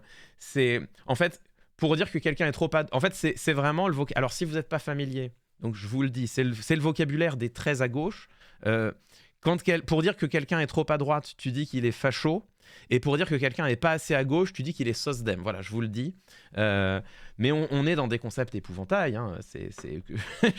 Je l'ai toujours dit, hein. Je l'ai toujours dit que employer le mot facho à tort et à travers, c'était pas beaucoup mieux en réalité qu'employer le mot woke sans le définir non plus, hein. Et je pense un peu la même chose pour le mot SOSDEM, mais c'est pas grave, c'est ça, qu'est-ce que vous voulez, on s'en fiche. Ce qui compte, mais pour moi, ce qui compte là-dedans, ce qui compte là-dedans, c'est les convictions. C'est le fait pour chacun et chacune d'assumer ses convictions. Voilà. Donc moi, mes convictions, elles sont assumées depuis le premier jour. Je le rappelle. Attendez. Est-ce que je peux retrouver Est-il la caution de gauche de CNews? Regardez. Preuve. Voilà. C'était Margot Duguay. C'était sur France Info déjà. Oh là là. Ah, les souvenirs, les souvenirs. Putain, on a vieilli, hein. On a vieilli. Hop, attendez. C'est le premier portrait qui m'a été consacré dans les médias, un portrait de France Info. C'était Margot Duguay, à l'époque, qui l'avait rédigé. Regardez-moi ça. Regardez-moi ça. Comment j'étais jeune. J'étais jeune, je portais encore le costume. J'avais encore des cheveux. Et j'avais encore des cheveux et la barbe moins longue. Hop. Et... Alors, toc, toc. Bon, tout ça, on s'en fout. Voilà, regardez.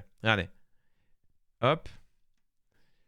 À cette question qui était posée, parce qu'il voulait absolument me faire dire que j'étais la caution de gauche de CNews, je vous rappelle, hein, c'est les 2 ans où j'ai bossé pour CNews. Juste après, au moment, c'était la transition iTélé CNews, hein, au moment où la ligne éditoriale de la chaîne est devenue claire. Et quand elle a été claire, je suis parti, évidemment. Et donc, regardez ce que j'ai dit. Hop. En le poussant un peu, ce dernier reconnaît 3 convictions. Bon, ça, c'est un peu malicieux, parce qu'elle n'a pas eu besoin de me pousser beaucoup, je l'ai dit tout de suite.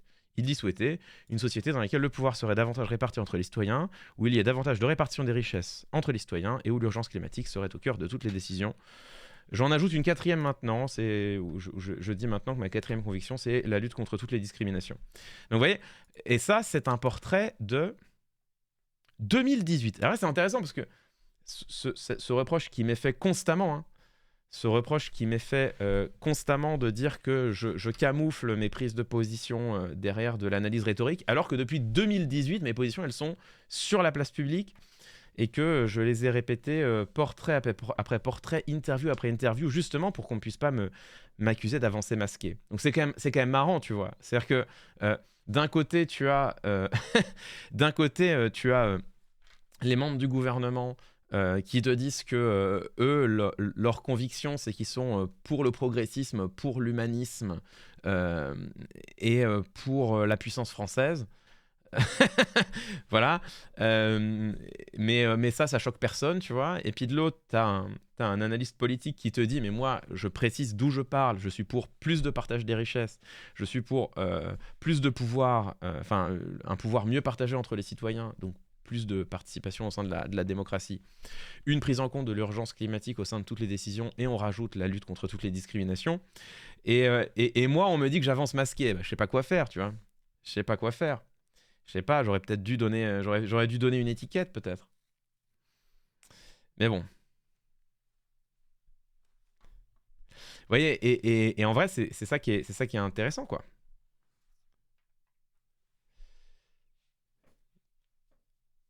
Bah ouais, mais c'est pas toi qui décide. Bah comment ça, c'est pas toi qui décide? Bah moi, je décide de ce que je dis, tu vois. Je décide de ce que je dis. Et après, ce que les gens disent sur moi, en vrai, je m'en fiche un petit peu. Mais c'est pas un peu des concepts mobilisateurs? Ah non, c'est pas du tout des concepts mobilisateurs. Ah bah non. Ah non. Quand tu dis ça, c'est pas des concepts mobilisateurs. C'est une ligne, c'est une ligne.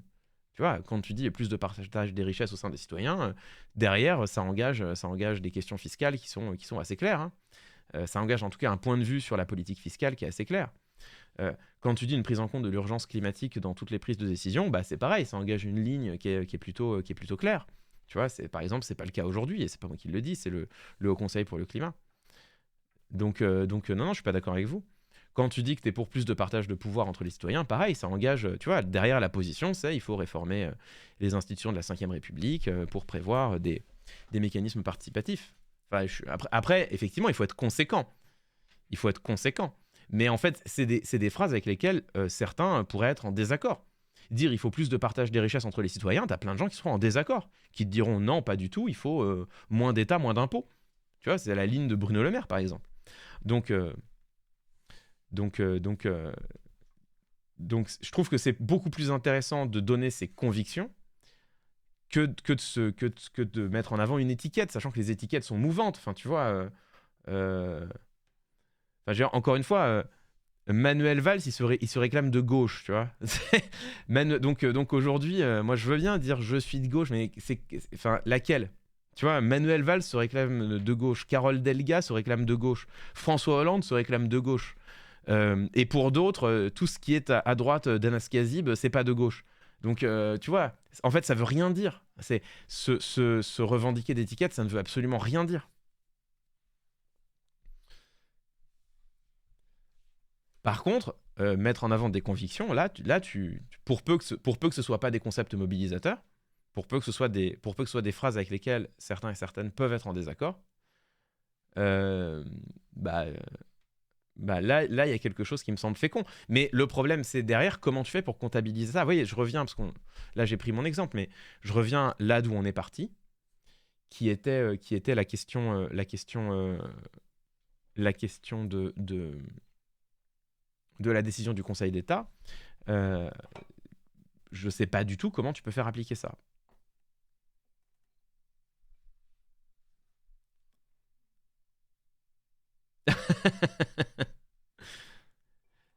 Bref. Onfray se revendique de gauche souverainiste. Absolument, absolument. Des gens placent bien Glucksmann à droite. Bah voilà, genre Raphaël Glucksmann, c'est le meilleur exemple de cela, de voir comment est-ce que les étiquettes sont mouvantes. Enfin, certains, lui se classe à gauche, d'autres le classent à droite. Pour certains, c'est même un dangereux bolchevique. Bon, j'ai envie de vous dire, voilà. Mais c'est bon, bref. En fait, ça engage une discussion qui est plus générale, qui est combien est-ce que le spectre politique est brouillé aujourd'hui? Voilà. Combien est-ce que le spectre politique est brouillé aujourd'hui depuis l'effondrement des grands partis? Mais en même temps, est-ce que c'est plus brouillé aujourd'hui qu'hier? C'est-à-dire que, grosso modo, hier, quand tu étais membre du Parti Socialiste, tu te disais de gauche et personne ne le contestait. On pouvait dire de toi que tu n'étais pas assez à gauche, mais si tu étais membre du PS, personne ne contestait le fait que tu sois de gauche. Or, aujourd'hui, le macronisme, quelque part, a amené une clarification. C'est-à-dire qu'on a vu qu'une partie des membres... Enfin, on a vu...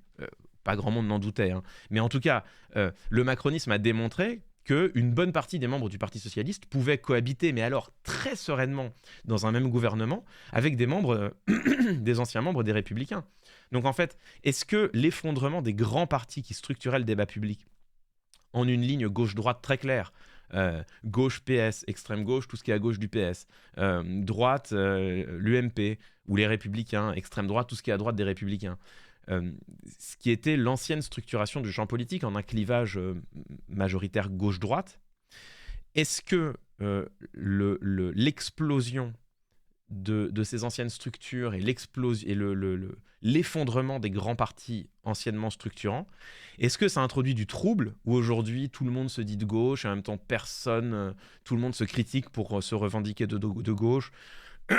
Tout le monde d'autres se disent de droite et parfois se critiquent pour se revendiquer de droite. Bref, est-ce que ça a introduit du trouble dans le débat public ou est-ce qu'au contraire, on a une forme de clarification malgré tout avec, on le voit en réalité, bon moi ça c'est ma position, 3 grandes idéologies politiques qui s'affrontent aujourd'hui.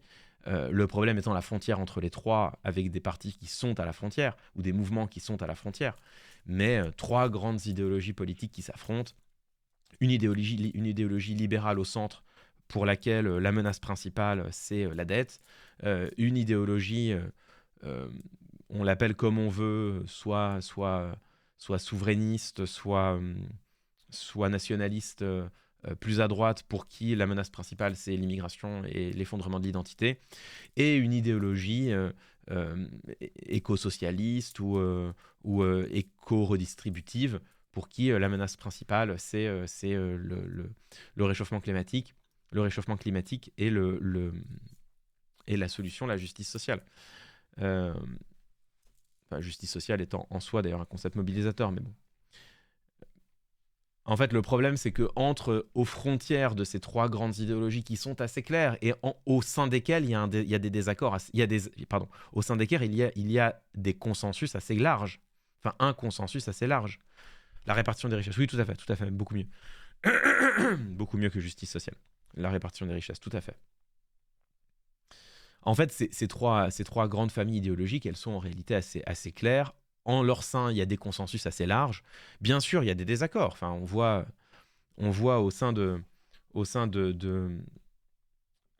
bloc écologiste anticapitaliste ou écologiste redistributif, on voit combien est-ce que la question israélo-palestinienne est un clivage. On voit combien est-ce que la conception de la laïcité peut être un clivage. On voit combien est-ce qu'il y a des désaccords authentiques. Et puis derrière, la question de savoir jusqu'où on va dans la régulation du capitalisme, voire dans le vœu d'en sortir. Là aussi, il y a des désaccords. Mais en fait, derrière les désaccords, t'as quand même une ligne, t'as quand même une diagonale dans laquelle beaucoup de gens peuvent se retrouver, qui est assez claire en réalité. En réalité. En fait, quand tu regardes la gauche du PS, la droite de LFI et les écologistes qui sont très engagés et la gauche des écologistes, on va dire, pour le dire vite, t'as quand même plein de gens qui pourraient être dans tous ces partis-là. Hein. T'as plein de gens qui pourraient se classer un peu partout. Et là, tu as une diagonale qui traverse quand même, grosso modo, ces trois parties-là. Et pareil pour la droite souverainiste ou nationaliste, où en réalité, alors certes, ils vont être en désaccord sur des points mineurs, mais en fait, il y a une grande ligne, une grande diagonale qui les traverse.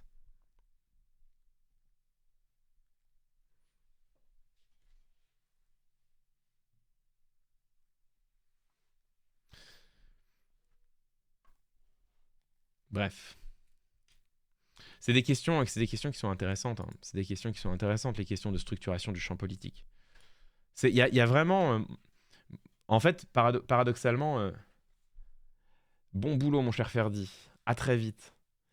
En fait, paradoxalement, c'est intéressant parce que pour beaucoup, l'effondrement des anciens partis et l'explosion de l'ancien champ politique a troublé notre lecture du débat public et du débat politique.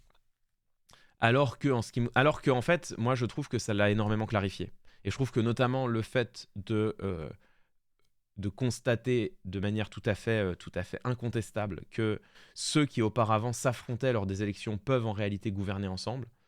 En tout cas, le macronisme a démontré, je vais le dire autrement, le macronisme a démontré quelque chose qui était absolument capital. Le macronisme a démontré qu'en réalité, entre la gauche de l'UMP et la droite du Parti socialiste, il y avait beaucoup plus d'accords que de désaccords. Et en réalité, le macronisme a démontré que la ligne hollandiste du PS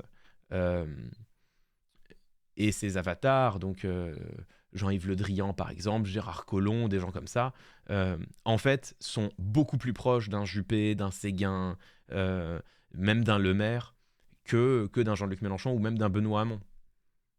Et je trouve que là, pour moi, c'est une clarification salutaire. C'est-à-dire qu'auparavant, tu pouvais... Enfin, je veux dire, souvenez-vous quand même, après, vous êtes peut-être une partie d'entre vous, vous êtes peut-être un peu jeune, mais souvenez-vous, en 2012, donc 2012, c'était il n'y a pas très longtemps, c'était il y a 10 ans. Il y a 10 ans, 2012, un peu plus, 12 ans.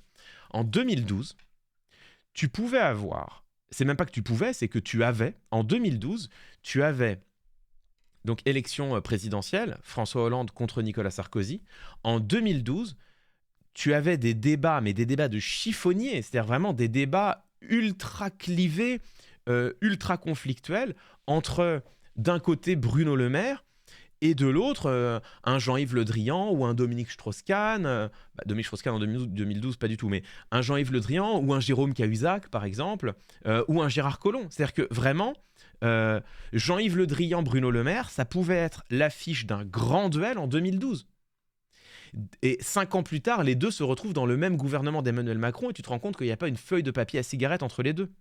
Et en réalité, ça, pour moi, c'est très important parce que ça a fait exploser au grand jour ce que beaucoup de gens savaient et ce que les politistes savaient depuis longtemps, qui est qu'en réalité, une partie de l'opposition entre la gauche et la droite française était factice. Et d'ailleurs, bon, ça fait très longtemps qu'en sciences politiques, on le démontre assez facilement en montrant que la France est un pays d'hyper-alternance. En réalité, la gauche et la droite n'ont cessé, pré-Macron. Pré-Macron, la gauche et la droite n'ont cessé de se succéder au pouvoir. En fait, pas d'accord, ils ont quand même des différences. Oui, mais bien sûr, non mais évidemment. Mais en fait, ils ont beaucoup plus d'accords que de différences. Et ils ont beaucoup moins de différences qu'entre un Jérôme Cahuzac et un Benoît Hamon, par exemple. Et alors, sans parler d'un Jean-Luc Mélenchon, qui ont été longtemps dans le même parti.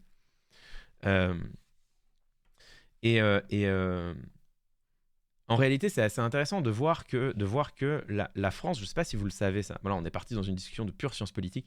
Je ne sais pas si vous le savez, mais la France est un pays presque unique dans le monde, car c'est un pays où systématiquement, sans aucune exception, depuis 1981, sans aucune exception depuis 1981, à chaque élection, les Français ont sorti les sortants. Depuis 1981, la France est un pays d'hyper-alternance, c'est-à-dire que depuis 1981, jamais, et jusque Emmanuel Macron, c'est pour ça que la réélection d'Emmanuel Macron en 2022 est une authentique exception, hein, entre 1981 et 2022, si on prend simplement les élections nationales, les Français ont toujours sorti les sortants. Alors là, vous avez des illusions, vous me dites 88, 2002, Chirac, sauf qu'en fait, c'est des illusions. C'est des illusions parce qu'il faut prendre les élections nationales, il faut partir du principe qu'en fait, ce qui dicte la politique française, c'est pas la figure du président de la République, mais c'est la couleur de l'Assemblée nationale en réalité. Et donc, je vous le fais, 81, les Français sortent la majorité de Valéry Giscard d'Estaing. C'est une alternance. Derrière, 86, élection législative, les Français élisent Jacques Chirac Premier ministre, ils sortent la majorité socialiste de François Mitterrand. 2 ans plus tard, 88, les Français n'élisent pas Jacques Chirac à la présidence, ils reconduisent François Mitterrand qui aura une chambre majoritaire, c'est donc une alternance. 93, les Français sortent la majorité de François Mitterrand, on a Balladur qui est Premier ministre. 95, alors certes, c'est une majorité qui reste de droite, mais Balladur se présente aux élections présidentielles et perd face à Jacques Chirac. C'est quand même, non pas une alternance, mais du moins, les Français ont quand même sorti les sortants. Et puis ça ne va pas durer, puisque 2 ans plus tard, 97, élections législatives, les Français sortent la majorité de Jacques Chirac pour élire Lionel Jospin Premier ministre. Ça ne va pas durer. 2002, élection présidentielle, Lionel Jospin est battu, Jacques Chirac est réélu. 2007, c'est la seule exception. 2007, les Français élisent Nicolas Sarkozy. Certes, ça reste une majorité UMP, mais Nicolas Sarkozy est élu sur une ligne de rupture par rapport au quinquennat précédent. Donc, quelque part, ça peut rentrer dans les clous. 2012, les Français sortent Nicolas Sarkozy pour élire François Hollande. 2017, les Français sortent... Alors, on n'a pas vraiment d'héritier de François Hollande lors de l'élection présidentielle, mais les Français élisent Emmanuel Macron sur une ligne de rupture avec l'élection précédente. 2022, pour la première fois, les Français réélisent clairement leur président de la République. 2022, c'est la première fois que les Français ont réélu, que les Français, lors d'une élection nationale, n'ont pas sorti le sortant. Mais majorité relative. Majorité relative si vous voulez, mais majorité quand même. La démonstration me convainc peu. T'as tout droit de pas être convaincu. Après, il me semble que la démonstration, elle est quand même elle est quand même assez lumineuse, quoi. Par le chantage contre Le Pen. Oui, mais bon, peu importe. Élu quand même. Les Français ont toujours sorti les sortants. Et ce qui est très intéressant, et c'est là où je voulais en venir, c'est que malgré le fait que tu es pas convaincu, je vois pas comment vous pouvez ne pas être convaincu. Les deux seuls endroits où vous pouvez me dire que c'est litigieux, c'est 95, où effectivement la Chambre reste la même, la majorité reste la même, mais les Français ont quand même refusé d'élire Édouard Balladur alors qu'il était Premier ministre et qu'il était candidat pour devenir président. Donc pour moi, les Français sortent le sortant, en l'occurrence, qui est Édouard Balladur. Et, l'autre endroit litigieux, c'est 95. C'est 2007. 2007 où effectivement les Français élisent Nicolas Sarkozy alors qu'il était au gouvernement pendant 5 ans. Mais il est élu sur une ligne de rupture. C'est une nouvelle génération politique. Il arrive après 5 ans où Jacques Chirac n'aura pas fait grand-chose. C'est, si vous voulez, les deux seules exceptions. Mais même ces exceptions-là, elles ne sont pas lumineuses. Même ces exceptions-là, elles ne sont pas lumineuses. Macron 2017. Et Macron 2017, si vous voulez. Mais c'est pour ça que je vous ai dit avant Macron. Ah, je vous ai dit avant 2022. C'est vrai que c'est 2017. 2017 en vrai. En vrai, sur 2017, vous avez raison. Sur 2017, Macron est quand même perçu comme un peu l'héritier de Hollande. En 2017, vous avez un peu raison. Deux exceptions en tentant. Mais c'est pas des exceptions lumineuses, c'est pas des exceptions claires. Tu vois, c'est pas Macron 2022 qui est clairement réélu. C'est pas Macron 2022 qui est clairement réélu. C'est Édouard Balladur qui échoue à se faire réélire et un président de la République qui perd sa majorité 2 ans plus tard. Et Nicolas Sarkozy qui est élu sur une ligne de rupture, hein, souvenez-vous. Hein. Souvenez-vous, Nicolas Sarkozy, il est élu sur la ligne « j'ai changé, je ferai la rupture », etc. Hein. Mais ce qui est intéressant, peu importe, c'est que, de toute façon, la question, c'est pas une loi, mais c'est ce que en sciences politiques on qualifie d'hyper-alternance, c'est-à-dire le fait que les majorités n'ont cessé de changer en France. Enfin, tu compares ça avec la stabilité allemande, ou suisse. La Suisse, ça n'a rien à voir, parce que c'est un gouvernement collégial. Mais tu compares ça avec la stabilité allemande, il n'y a rien à voir. Absolument rien à voir. Donc, cette situation d'hyper-alternance en France, ce qui est intéressant, c'est qu'elle n'a pas été de pair avec un hyper-changement des lignes politiques. C'est ça qui est intéressant, c'est qu'en France, on a cessé de changer de majorité, et pour autant, la ligne politique qui gouverne la France depuis 1981, elle, reste grosso modo la même. Et d'ailleurs, un des meilleurs exemples de cela, c'est... alors là aussi, Emmanuel Macron est une rupture. Un des meilleurs exemples de cela, c'est la législation sur la taxation du patrimoine. En 1981, François Mitterrand crée l'IGF, l'impôt sur les grandes fortunes, qui effectivement est supprimé en 86 par Jacques Chirac, réintroduit en 88 par Emmanuel Macron et Michel Rocard sous la forme de l'ISF, non plus l'impôt sur les grandes fortunes, mais l'impôt de solidarité sur la fortune. Et à l'époque, on dit l'ISF va financer le RMI. Bon. Donc là, vous allez me dire, bon, bah là, on a bien deux lignes qui s'affrontent, la gauche qui veut une taxation du capital, la droite qui n'en veut pas. Sauf qu'en fait, quand vous regardez derrière, en 1993, quand Édouard Balladur est élu, devient Premier ministre, il ne remet pas en cause l'ISF. Pire, en 1995, Alain Juppé, sachez-le, hein, Alain Juppé a alourdi l'ISF. Alain Juppé en 95, on parle de Juppé, hein, l'homme de la réforme des retraites de 95 qui a mis toute la France dans la rue. Hein. Macron, attendez, en 88, François Mitterrand, petit lapsus, évidemment Mitterrand en 88. En 95, Alain Juppé, bien loin de supprimer l'ISF, va alourdir l'ISF. Derrière, il va y avoir un long mouvement de bataille, c'est-à-dire que Dominique de Villepin, lui, va l'alléger, Nicolas Sarkozy va le réalléger davantage, François Hollande va le réalourdir, Emmanuel Macron le supprimer. Emmanuel Macron le supprimer. Mais c'est intéressant, ça vous montre que sur cette question de l'imposition sur la fortune, pendant plusieurs décennies, il y a eu en fait un accord entre la droite et la gauche, même si la gauche avait coutume de dire l'ISF c'est super et la droite avait coutume de le critiquer, malgré tout, quand vous regardiez, Alain Juppé a alourdi l'ISF, alors que c'est Michel Rocard qui, en 88 d'ailleurs, l'a réintroduit sous une forme allégée par rapport à l'impôt sur les grandes fortunes. Donc, ce que vous supprimez, oui et non, il y a l'IFI maintenant. Ouais, mais justement, l'IFI et l'ISF, c'est pas les mêmes impôts en réalité. C'est pas les mêmes impôts.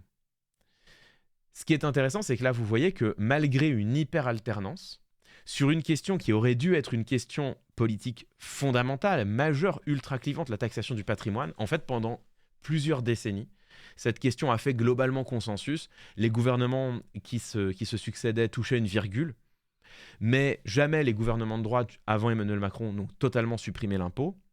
Et jamais les gouvernements de gauche, après celui de Mitterrand en 81, n'ont réellement alourdi tant que ça l'ISF. Vous voyez, c'est intéressant. C'est intéressant, ça montre bien que en France, on a eu une hyper-alternance entre des partis, le RPR puis l'UMP, à droite, à gauche, le Parti Socialiste. On a eu une hyper-alternance entre des partis qui se sont affrontés violemment pendant les élections, qui dramatisait même les élections en disant que grosso modo, si l'autre était élu, ce serait la catastrophe absolue.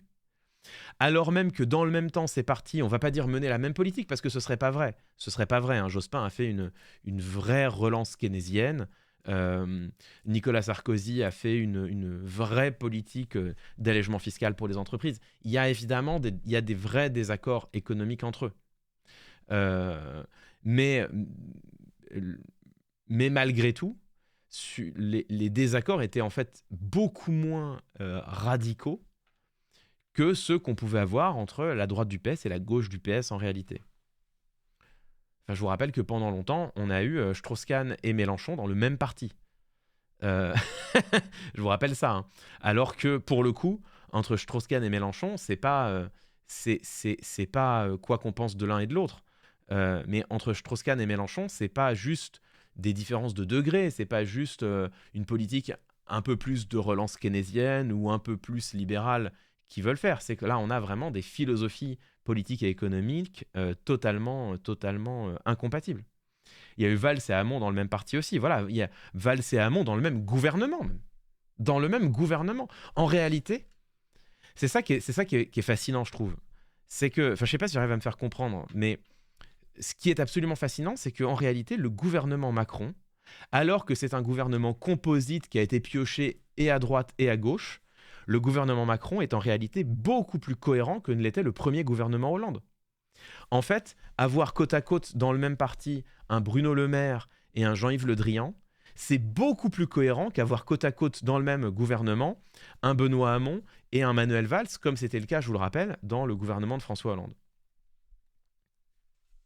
Donc, c'est là où je voulais en venir pour vous dire qu'en fait, pour moi, l'explosion du champ politique à la suite de l'élection d'Emmanuel Macron, dont certains disent que ça a brouillé les repères, en fait, pour moi, ça les a plutôt clarifiés.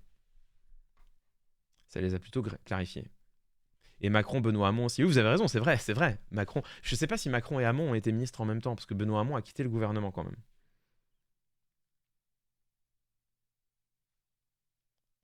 Comment expliques-tu que des personnes aussi opposées se réunissent dans le même parti? C'est de l'opportunisme. Ça peut l'être, mais pas que, je pense. Et d'ailleurs, enfin, ça peut l'être, mais pas que. Mais là, je me lancerai pas là-dedans en réalité. Certains disent le PS aujourd'hui, à Delga est fort. C'est vrai que le PS, ça reste un parti. C'est vrai que le PS reste le Parti socialiste. En fait, c'est le dernier. En réalité, le Parti socialiste, c'est le dernier bastion d'obscurité. Enfin, c'est le dernier gros flou dans notre champ politique en réalité. Parce que c'est vrai qu'au sein du PS, tu as certains comme Carole Delga, comme Anne Hidalgo. Enfin, elle ne serait pas d'accord. Mais Tu as certains qui sont en réalité pas très éloignés de la ligne politique d'Emmanuel Macron, qui auraient totalement pu se retrouver dans le macronisme, et d'autres qui sont pas si éloignés que ça de la ligne des Verts, voire de la ligne LFI en réalité. Chez LR aussi, Ciotti et Bertrand. Bah franchement, tu prends chez LR. Ciotti, Bertrand, tu regardes, ils étaient tous les deux dans les primaires LR lors des dernières élections présidentielles. Tu regardes leur discours, franchement, ils sont séparés par une feuille de papier à cigarette. Hein. Enfin, c'est juste que Éric Ciotti, il dit il y a un grand remplacement, c'est un danger vital, il nous menace. Et Xavier Bertrand, il dit moi, j'aime pas le mot grand remplacement, mais c'est vrai qu'il y a quand même trop d'étrangers. Tu vois, j'ai envie de dire, ils sont sur des désaccords sémantiques, mais en fait, le flou au sein des républicains, il y a moins un flou au sein des républicains qu'une vraie question sur qu'est-ce qui différencie encore les républicains du Rassemblement national. C'est surtout ça. Hein. C'est surtout ça.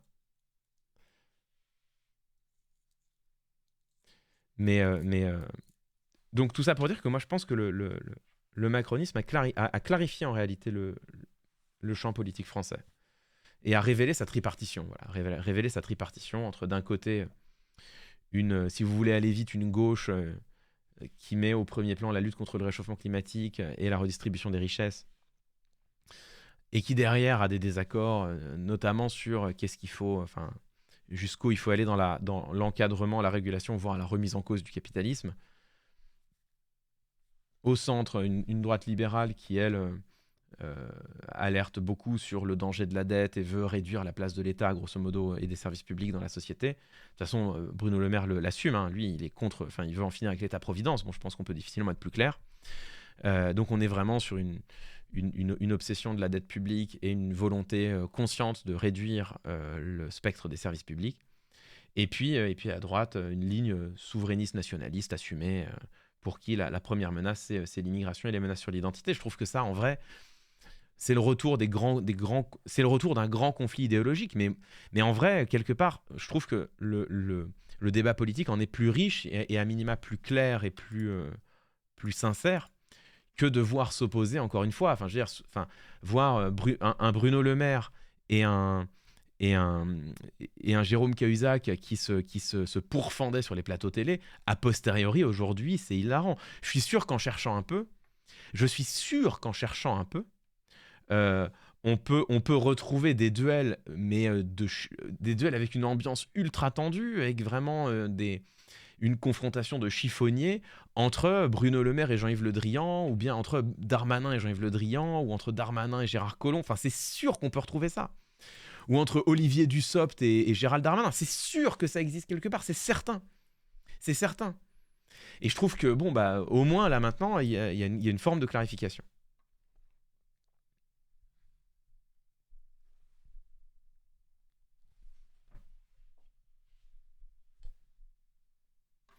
Entre Olivier Dussopt du passé et Olivier Dussopt du présent aussi.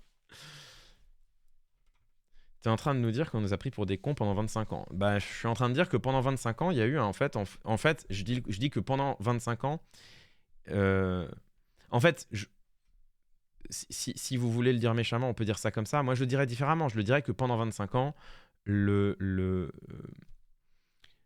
les désaccords qui structuraient, je le dirais comme ça, pendant 25 ans, les désaccords qui structuraient le débat politique français n'étaient en réalité pas des désaccords fondamentaux. Voilà, je le dirais comme ça.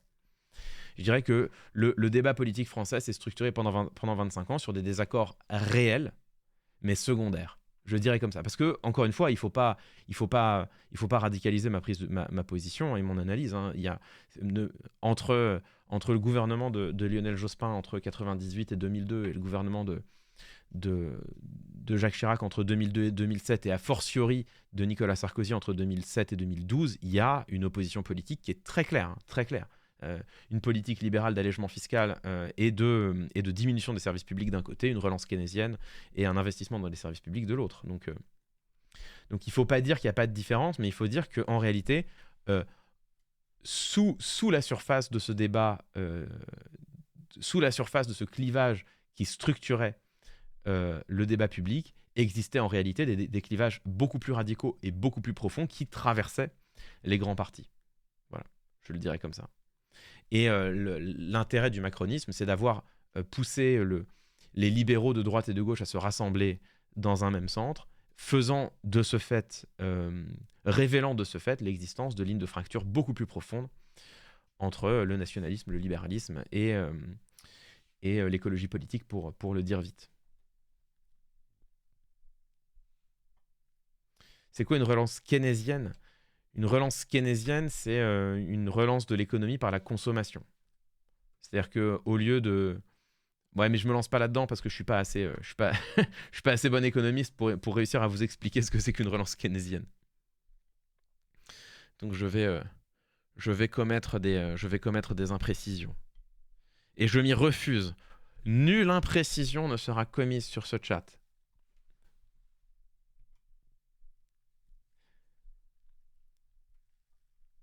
Le mot libéral me tilte vraiment quand tu vois leur compatibilité autoritaire. Ah oui, mais libéral économiquement. Libéral économiquement, effectivement. Le libéralisme politique, c'est autre chose. C'est une relance par la demande. Oui, je sais, mais j'ai du mal à aller au-delà de ça. J'ai du mal à aller au-delà de ça. Bref, bon, on a vachement dérivé. On est quand même arrivé très loin de... Souvenez-vous, on était parti de ça. Hein. On était parti de ça. Bon, voilà, bon, vous m'avez compris. Grosso modo, ce qu'il faut retenir, c'est que... ce qu'il faut retenir du discours d'Emmanuel Macron, c'est au-delà des vannes sur ou pas, se joue aujourd'hui ou pas. Au-delà des vannes sur se joue aujourd'hui ou pas, hein, ce qu'il fallait retenir de ce discours, c'est que Emmanuel Macron a précisé la ligne française sur la construction européenne, bon, pourquoi pas, avec laquelle on est en accord ou en désaccord, je m'aventurerai pas à la commenter. Par contre, une vraie ambiguïté qui, moi, me semble dommageable sur le statut de ce discours, était-ce un discours de relance de leur campagne européenne, ou était-ce un discours de relance de la construction communautaire ? Est-ce qu'il s'adresse avant tout à ses électeurs ou est-ce qu'il s'adresse avant tout aux partenaires européens ? Qu'est-ce qu'il cherchait à faire ? Et donc, dans ce contexte, quel statut donner à ce fameux mot, hein, l'Europe peut mourir ? Est-ce qu'il est en train de dramatiser les enjeux pour mobiliser ses électeurs, auquel cas on pourrait s'en offusquer ou du moins le critiquer ou du moins estimer que c'est une utilisation... potentiellement déloyale du pathos dans l'argumentation, ou bien cherche-t-il à attirer notre attention sur une menace absolument réelle, dramatique, que lui voit arriver et dont il veut nous faire prendre conscience? Eh bien, ces questions, il est extrêmement difficile d'y répondre. Et c'est cette ambiguïté qui, moi, me semble tout à fait dommageable dans le cadre d'une campagne électorale. Les deux de son point de vue. De son point de vue, sans doute les deux en plus. Hein. Une conclusion pour Pempf. Bon, je sais pas s'il y a matière à... De toute façon, Pempf, là, je pense qu'il est en... je pense que Pempf, là, il est en PLS, PLS repos post-week-end, là. Enfin, post-backseat. Donc, bon. Voilà, en post-backseat, voilà, exactement. Donc écoutez, hein, voilà ce qu'on pouvait dire sur ce grand discours de la Sorbonne. Au final, était-ce un discours pour rien ? Peut-être bien.